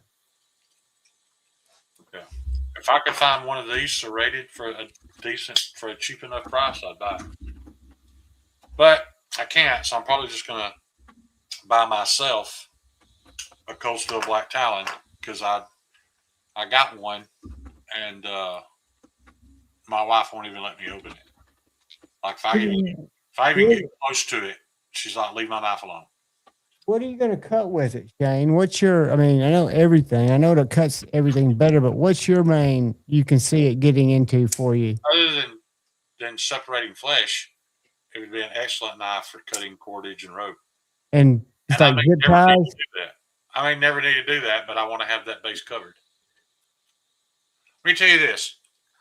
If somebody tied a rope around my neck and tied the other end to a truck, and there's 100 foot of slack, and they nailed the gas and took off, and you ask me, what knife do you want in your hand?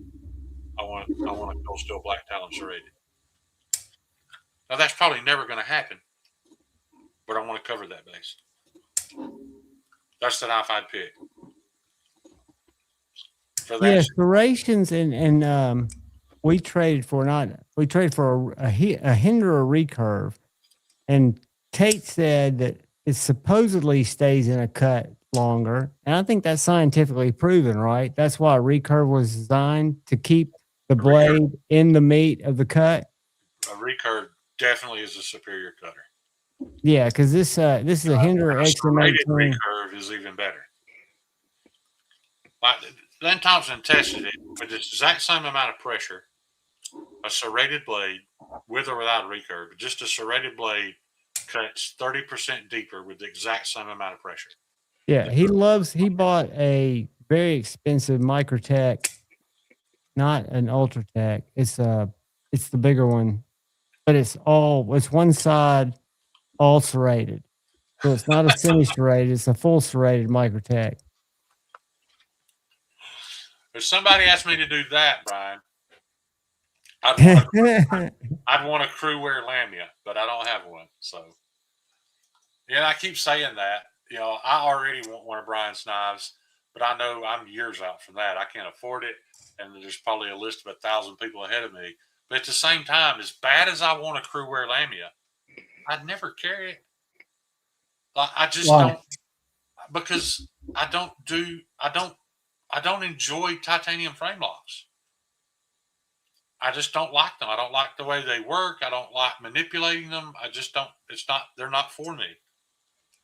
Then you shouldn't. If he would make if I could get a Lamia with a what's that other thing? A bolster lock. That'd be okay. So basically the same. No, it's not. I was playing with that Tucson that Derek got me today. I actually did a bunch of cutting with this today, Derek, and I just dislike the electricity that flows from my thumb all the way to my elbow when I have to disengage that lock bar. I know that's not a knife issue, that's a Shane issue, but it doesn't feel good. Like it feels like somebody's shocking me when I put my thumb in there and pry that over. Does a liner lock not make you feel that way? No. A bolster lock is the same premise as a frame lock. A frame lock with just a bolster over top. What's the other liner lock thing where only part of it's exposed? The bolster.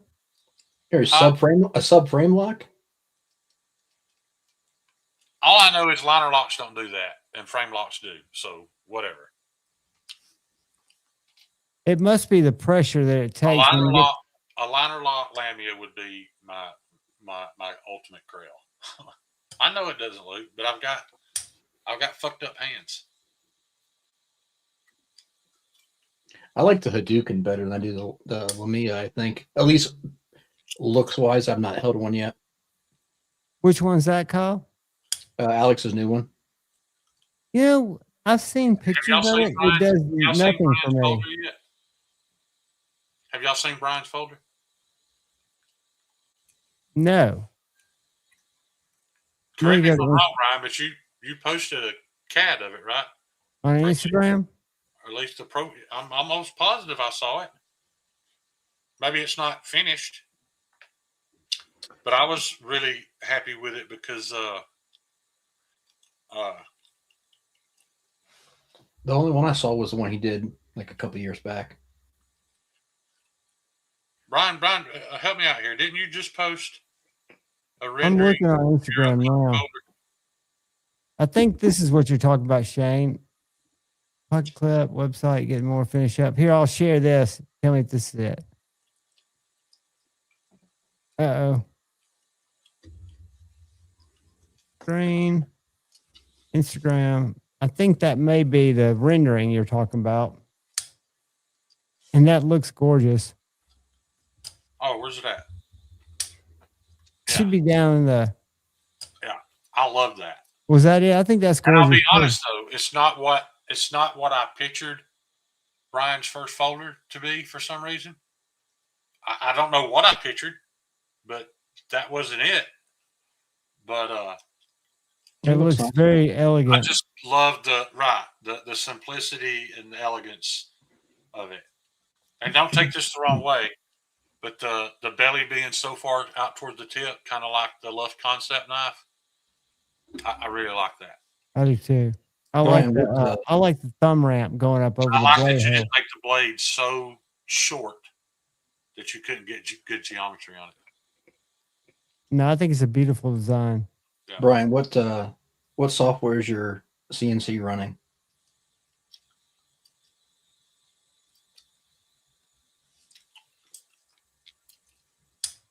Brian, I'm assuming you got off the Chipotle.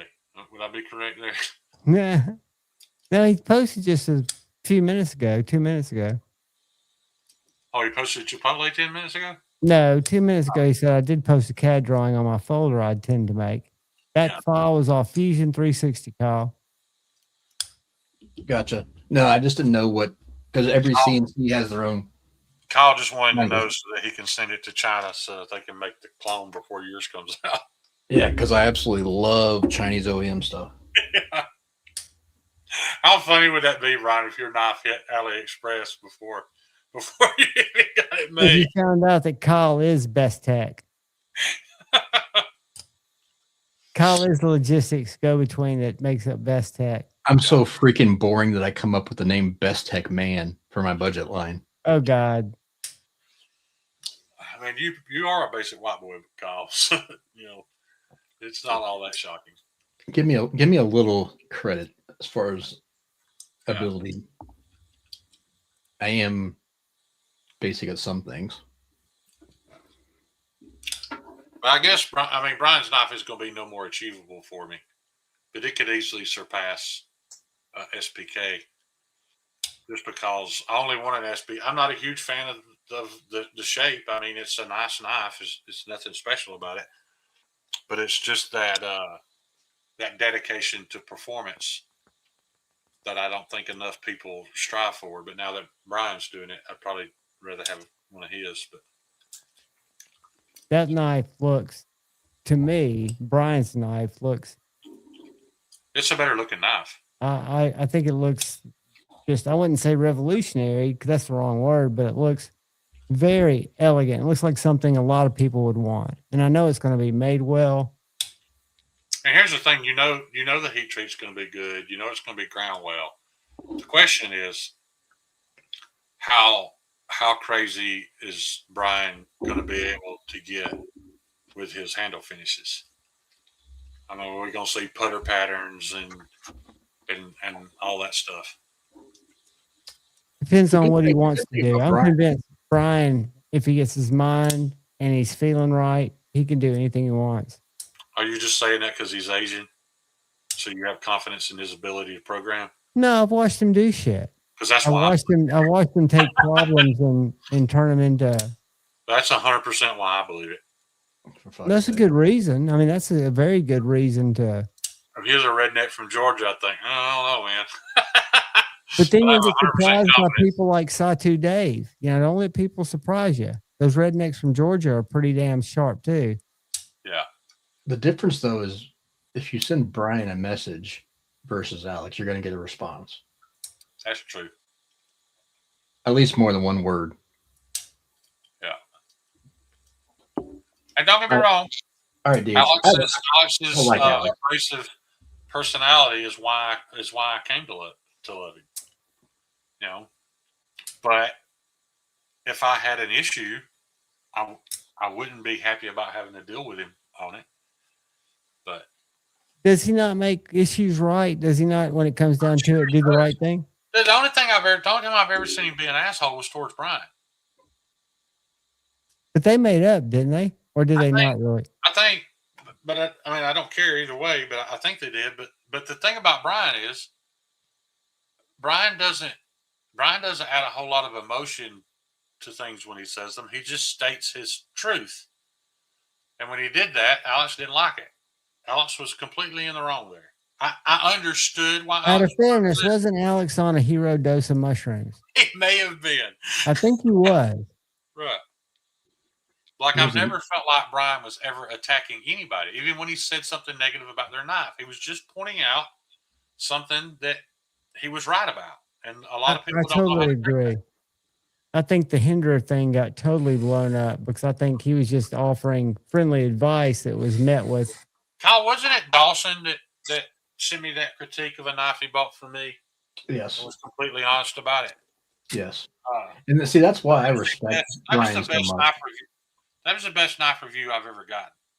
He was just completely honest about it, and I appreciated the hell out of it because I needed to hear it. And that's the way Brian is about every knife he handles. Some people can't handle any criticism at all whatsoever. Johnny, excuse me. Who? I coughed. I didn't say anything. You talking about that guy that sent that knife to Jen Skelton, and Skelton sent it back, told him he wasn't fucking ready, and he hasn't told anybody about it because he's. I just coughed. Kyle, where'd you go? DH, that's another issue. I wasn't going to bring that up because so many people will argue with me about it. But ever since I realized how easily my ZT lock would fail, it did put an ounce of doubt in my head about how trustworthy a frame lock is. Now, I get it. Plenty of them are. They're just not for me, man. I've seen a lot of failures on the RAM lock that I've never experienced in mine, but I see a lot of videos with people saying that lock's flawed, especially the first version of the MSI RAM lock. Yeah. Kyle, why'd you leave? I had a cough. I had a tickle in my throat. I needed to mute myself. Yeah, I never should have shared any of that. But that guy has said some hateful ass shit. So fuck him. Can't take you guys anywhere. That, I know, Jesse, that was a dick move, but I'll be honest with you. I stand behind it because I give everybody the benefit of the doubt more than once. Me probably saying that, but I'm just saying that some people, I judge a book by its cover and give them a lot more grace. And that's just somebody that I personally would not involve myself with anymore, just because it's not healthy for me. I agree. But other people have other experiences, and I get that. And I don't want to take anything away from that, nor the quality of the product. I just know that there are others that are much more. I've just heard things that, that's always been the downside of being on the inside of certain relationships. You hear things that not everybody else hears, and it just changes your perception of people sometimes. Yeah. You should care about your customers as people. And I think that's why the internet and these internet friendships can be dangerous because, you hear certain things and you get to know certain things that you feel like the whole world should know before they decide to do business with somebody. But then you're a dick if you share it. So what do? It's best not to get that close to people. I don't agree with that, Shane, because I think we have to get close to each other to learn about ourselves, to learn about relationships, and to learn about those people. The people I've gotten the closest to, in some cases, have burned me the worst. Yeah. But that's my fault, for being such a gullible type of person, so hopefully those experiences changed me and made me a little more tempered. Right. But y'all being mushy tonight. What the fuck? No, I'm just talking facts, dude. And I say when you see things that are, and it goes back to I like to do business with people who I like their business model. I like the way they treat customers. I like the way they treat everything. I like to do business with people that I like the way they treat people when nobody is looking, when nobody's going to hear about it, nobody knows anything about it. Yeah, those people are hard to find. That's all I'm saying. Yeah, the people that won't say anything when the camera's off. Right. Yeah, it's the same reason why I decided I didn't want to be a YouTuber. I totally agree with that, Paul. Buying stuff made by people who you know makes it much more special, in my opinion. Anybody got a Leatherman Crunch they want to get rid of? Box is mandatory. Which is the Crunch? Hold on. I'm trying to think which one I've got, because I'll get rid of mine. I just don't know which one it is. It may be the Crunch. It's a good thing I don't make anything, because I'll say anything to anyone's face. But people know what they're getting, Kyle. The point is not that you have a stand. No, that's a nice one though. That is a crunchy looking bastard right there. Is it? Show it. I'm about to. Hold on. Amazon took me to a page which now has a whole bunch of them. Todd Carr said they're going for bank on the secondary. I don't know what that means. Yeah. It's retired. I had heard of this thing going for a couple $100. I've got the chart. Jeffrey Dawson, I agree 100%. And I don't know if he's in here tonight, but guys, I've never hid my affection for beautiful women. I can just to reiterate again. I'll show it. I'll open my phone. I'll hit the search tab on my Instagram. The reason I'm telling you this is there's one guy in the knife community. It don't matter how far-fetched this channel is. It could be a chick that I would think nobody in the world is following. There's always that one guy from the knife community that every time I go there, it says followed by, and I get tickled every time I see it, because clearly we have the exact same taste in women. Share that charge I just shared. Oh. You'll remember it. The Crunch. Yeah. Look at it. It's got the what do you call those cards? I'll tell you why that wouldn't be my pick. Oh, is it the vice grip one? It's the middle one, yeah. Okay, yeah, I would pick that one. Let me tell you why I wouldn't take the core. I don't like a Leatherman that when you open it and you have to squeeze the pliers, you're squeezing the open part of the handle. I agree, because it doesn't feel as the flush part of the handle to be what I'm working with. You like the tools to come inside. Yeah. That's what she said. Zach. I'm sure you do, buddy. Fortunately for you, you're smart enough not to follow, because I don't see your name. But I've got another name. I don't know if he was in here tonight, but I've messaged him about it. And we get tickled that we're both on all the same Instagram pages. Yeah. And the other one I've got, it must be this other. It's this discontinued one. It's this. I like that Leatherman with the trauma shears, but I mean, I wouldn't carry that every day. But that's pretty cool. Don't they have one that has more than just the shears on it, though? Which one's that? The trauma shears. At the top is the main tool. Oh, okay, I got you. The scissors, the big trauma scissors, like you cut people's clothing off with. Right, and it's the main. One that has that and a seatbelt cutter and some other stuff. But yeah. The Raptor? Yeah, the Raptor Rescue. Yeah, the Raptor's the one that's actually got the Raptor shears. And they had the skeletal for a while. They still got the skeletal. I've got a skeletal, but it doesn't have shears. So I'd like to have that in my med bag. I've got a set of Raptors in my med pack, and one of my. Oh, do you? Yeah. Raptors are phenomenal shears. I've got some shears. I don't have the actual Raptor. I think it's fine. I've got a pair of Raptor shears. I sent my daughter in here a while back. I told her to go get my med pouch. And when she came back with it, I was shocked that she grabbed the right one, because there's only like 11 pouches in here, packed full of stuff. And I asked her, I said, that didn't take you very long. How'd you know this was the med patch? She said, because it had a big M on it. I was like, well, that makes sense, but that's a Medford patch. And I did put it on there just to differentiate that pouch. I know the one with the Medford pouch on it's my med pack. Or you could just put a first aid patch on it. I didn't have one. I just had a Medford patch, so that's what I used. But I can't tell if mine's the Surge. I don't think it is. I think it's called the Classic. I think mine's discontinued. Anyways, Leathermans are cool. I don't carry them much, but I've used them on a couple of knife disassemblies where I've had to go grab something that had good pliers before I got my Knipex 5-inch, which are the best. I think a knife purchase everybody needs if you're doing knife maintenance.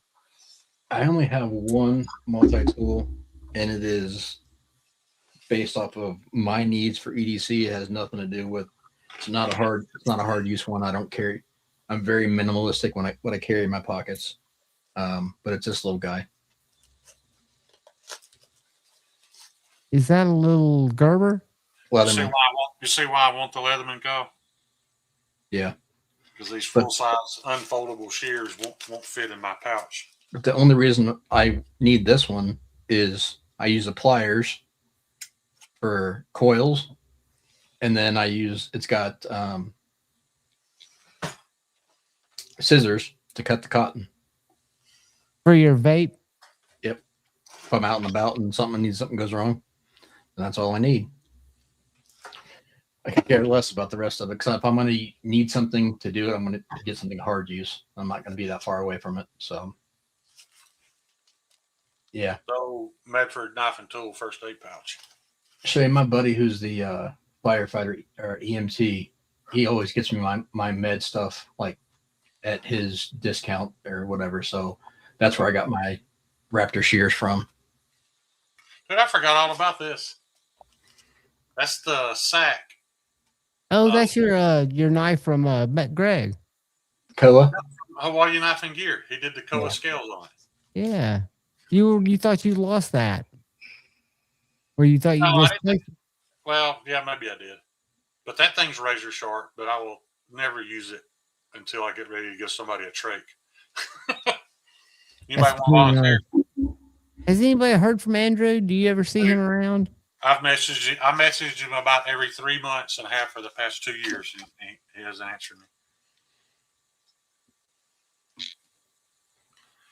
But in case you don't know, guys, always keep a Sharpie in your first aid kit. Yep. Because if you put a tourniquet on somebody, you need to write on that limb what time you put the tourniquet on. You know the best ones for that, Shane? What's that? Those little guys, the little small ones. They have the keychain on them. Yeah. And when you pack as much gauze as you can into a trauma kit, and you think you've got enough, you don't. You never have enough. You could fill a fucking duffel bag full of gauze. Yeah, you but still not have enough. You carry Israeli bandages in there? I don't yet. I've been looking into getting some, but I just got a cat tourniquet recently. I replaced my cheaper one. I got to figure out how to fit it in here. Because I'll say this, since we talked about guns earlier, if you carry a gun and you don't carry a tourniquet, fucking shame on you. Because I would hate to think a stray bullet hit somebody and I couldn't save their life, especially if I was the one that fired that bullet. Yeah. God, I watched a police video the other day, dude. This cop goes into this apartment. It's all body cam. And this woman is standing there. She's literally littered with holes. This man has stabbed her dozens of times. She's pouring blood. And they see that he's butt naked. And he runs around a corner. He's got this huge kitchen knife in his hand. He goes around a corner so he can't see. So, the cop's got his gun drawn. And when he steps back out, like, it's just a flash, dude. He comes around the corner and pow! Was that Cody showed that one? I don't think so. I don't think he could share this one. But the bullet went through the 4-year-old he was holding and killed both of them. I've never seen a grown man break down like that dude broke down, man. I can imagine. If he's still a cop, I don't know how. Like, he literally lost his mind. Did you see the one? I can't imagine. But the guy was also cutting the kid's throat at the same time. He was dead either way. But still. Did you see the one Cody did recently where they go into the house and the old man's got this old lady held hostage with a knife by her throat and point blank just right to the dome? Oh, yeah. The height over board discussion. Yeah.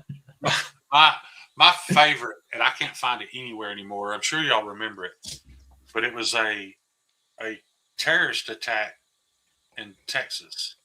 And I don't remember what the guy was trying to get into. I think it was a university built. I don't remember what he was trying to get into.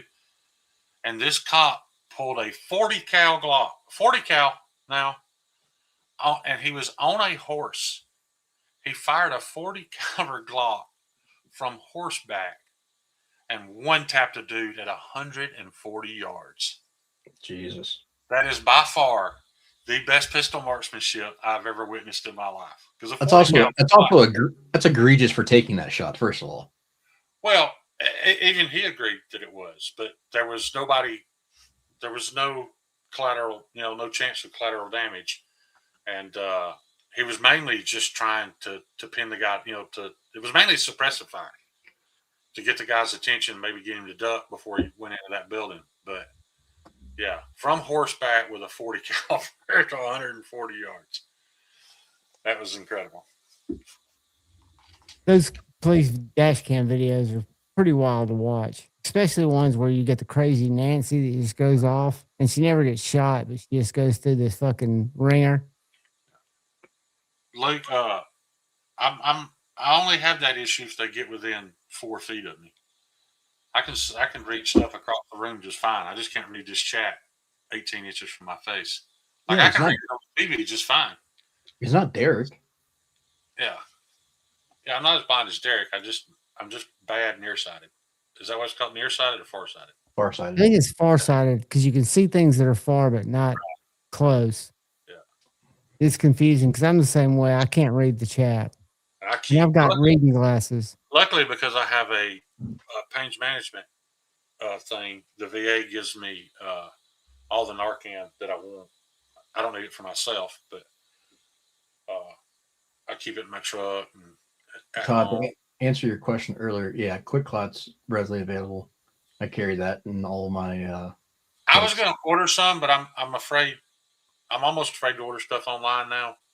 So I probably just need to pick a good reputable company. I can tell you where to get it. I don't want to get it from Amazon. No. I don't want his ready bandages from Amazon. But, no. Just basically go to North American Rescue. They carry everything. I got a guy right here in state. His website's Prepared American, I think. And he sells a lot of first aid gear, but it's name brand stuff. Like he's just getting it from other people wholesale and reselling it on his site. And I think that's the brand he carries. Well, North American Rescue is like the biggest brand. But that's who makes cats, and I carry cats in all mine as well too. I do have in one of my bags, I have an old JC, that's good of you, dude. Ratchet. I think it's honorable that anybody, especially people that don't need Narcan, that carry it. Because no matter how big a piece of shit that dude is, he's got a family. Choices he's made, he's still a human being. Absolutely. Hey guys, I gotta piss. I'm about to jump, but I love y'all. You're not coming back? Well, that was fast, wasn't it? I guess so. Yeah, I'm talking, Jeffrey. The new ones aren't the crystals like they used to be. The new ones are infused gauze in the Z folds, so that way when you do get them in and they get them under an X-ray, they can actually see. If you guys are really interested in first aid, I'm not going to talk about it on here, but if you message me, there is a guy who does trauma classes on a live pig. He travels all over the United States. You're not going to find it on the internet. You have to be in the know, but you can go in and do real life gunshot trauma aid on a pig. I think that's irreplaceable experience to actually have your hands in there. And, I don't remember the name of the company, but who I did all my stuff through. I know the guy, the owner, Kerry, but I forget the name of his company. Well, what the guy's doing is not illegal. He just keeps it under wraps because of PETA and stuff. Right. They do barbecue the pig afterwards. But what's up, Dopey? You been over on Metal Complex trying to win some shit too? Somebody said that when OCD was live earlier, somebody came in and said there was like 6 knife channels live at the same time. Really? Yeah, it just reminds me that there's so many other knife channels that we know nothing about. We don't even know they exist. But apparently that new what's that guy's name? It was all in Justin's chat. I think he just hit 300 subs. He's had a channel for like 3 months. I didn't know he existed. But I see knife reviews, like occasionally a knife video will pop up in my algorithm. And it's a guy, a name I've never heard before. And they've got 150,000 views. And I'm like, how is there a knife channel this big getting this many views and I don't know about them? But there's a shit ton of them out there. I'm trying to find the guy's company if I can find it. In all honesty, Dopey, I haven't been live consistently enough to blame you there. Kyle versus Zach, who has the prettier hands? I don't know. Oh, is that you, Derek? What was that guy's name though? Pocket Prestige EDC or something. I think he went live the same time I did. I've never heard of him. I don't There was watch. a bunch of people. There was a bunch of people in there talking to him like they knew him.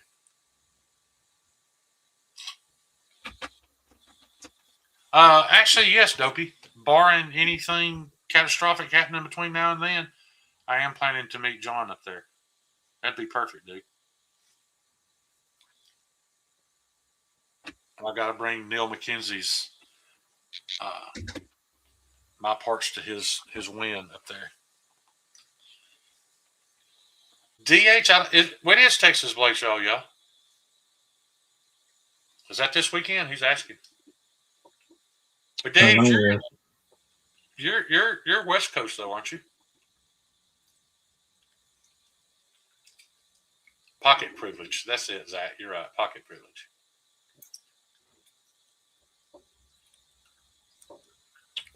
Brash. I'm not sure. Rephrase that. I'm not sure what you're asking. When is Texas Play Show, y'all? I don't know. Okay.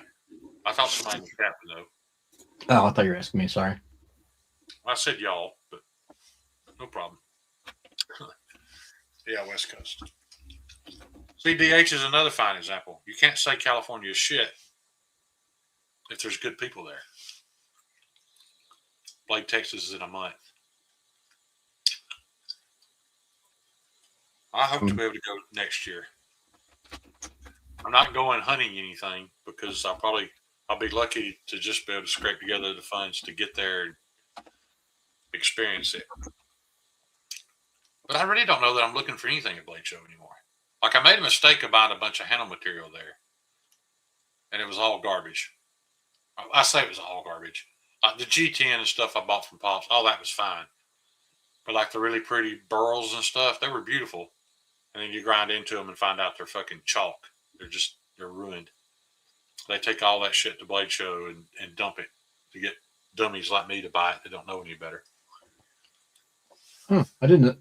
So one of the dudes I know has actually started his own first aid training. He's a firearms instructor and one of the best ones in the country, Steve Fisher. He's actually started his own Soldier Systems Daily to go along. He also was doing Sentinel Concepts, which is his training group. But now they've got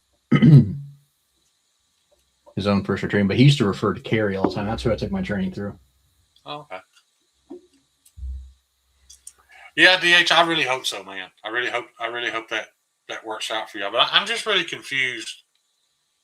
And I know I don't want to get political, but I know politically people are taking it so personally now that they can be blinded to things. But I don't understand how the Democratic Party can get behind a man who has financially ruined a state and trust him to run an entire country. That's all I hear is how Gavin Newsom's going to run. I'm like, every day I turn the news on, there's some multi-billion-dollar corporation that is running, screaming into the night to get away from his politics. I want the Democratic Party to have a good candidate. I'd like for there to be two good choices, and we can just pick what's important to us and vote that way. But I just don't understand how. I don't know, man. Maybe I'm just dumb, but I don't understand how that can. Well, Burnt Relic, we were just talking about that earlier, buddy. And the if you want it, by all means, get it. But that Magna Cut Leatherman's not doing it well. It's not. That's not doing well. It's horrible. Is it as bad as Cases? It's like 54, 56. Oh, it's worse than Case. At least Case was 58, 59. Yeah, and there's another company that I'm not going to name out right now that's doing it or was doing it. It's between 54 and 56, and people were raving about their knives. I'm like, you have no clue. I wish Brian was still here. I remember asking Brian. I was wrong about something one time, though. I'd commented, and I don't remember the numbers, so don't quote me on this, but I'd commented that I would rather have a particular steel than Magna Cut at 61. And Brian was like, that's actually not correct. Magna Cut at 61 is still better than that. So, but I don't know where that threshold lies. Like, how low does it go before you're just better off with 154 or S35? Or I think it was S35 I was talking about. And I don't remember the numbers, so don't quote me. But I was shocked. I was shocked that Magna Cut was still better at whatever that number was. I was shocked that it was still better than some other choices. I agree, Luke. And I think it would be so costly and time consuming to do that. Like you'd have to heat treat, at least 5 different blades. One at 59, 60, 61, 60, more than 5. Let's say you had to heat treat 10 different blades for each steel to find out, well, at what HRC does K390 stop outperforming S30V? You know what I'm saying? I'd love to know that information, but I understand why it's not out there because, the money and time somebody had to put into that. And people still wouldn't listen and don't give a shit. So it's really not worth doing. We've been going for 3 hours and 42 minutes. Holy shit. I know. So John's not coming back, is he? No. He just fucking bailed. Yeah. Yeah. Well, I guess that's probably long enough, Kyle. I'm thinking he might have shit himself. He wouldn't have got up to do that. That's the rumor I'm going with. John shit himself, turned the camera off. He was in a hurry. All right, guys. Y'all know I appreciate any amount of time y'all spending with me. I'm going to try to start being a little more consistent with this. I just got in my head that if I didn't have anything new to show or talk about, there's no point in going live. But then when I did go live, I remember, Toby, I also shot myself. I remember that I enjoyed it. I believe that. Yeah. But we rarely talk about knives anyways. You're right. Yeah, you're right. But I at least like to show something I've done. Just to kind of be held accountable that, I'm doing something. I haven't been very good at that lately. But anyway. All right, gents. It's been fun. Later. I'm sure there's somebody else live somewhere. So, see y'all later.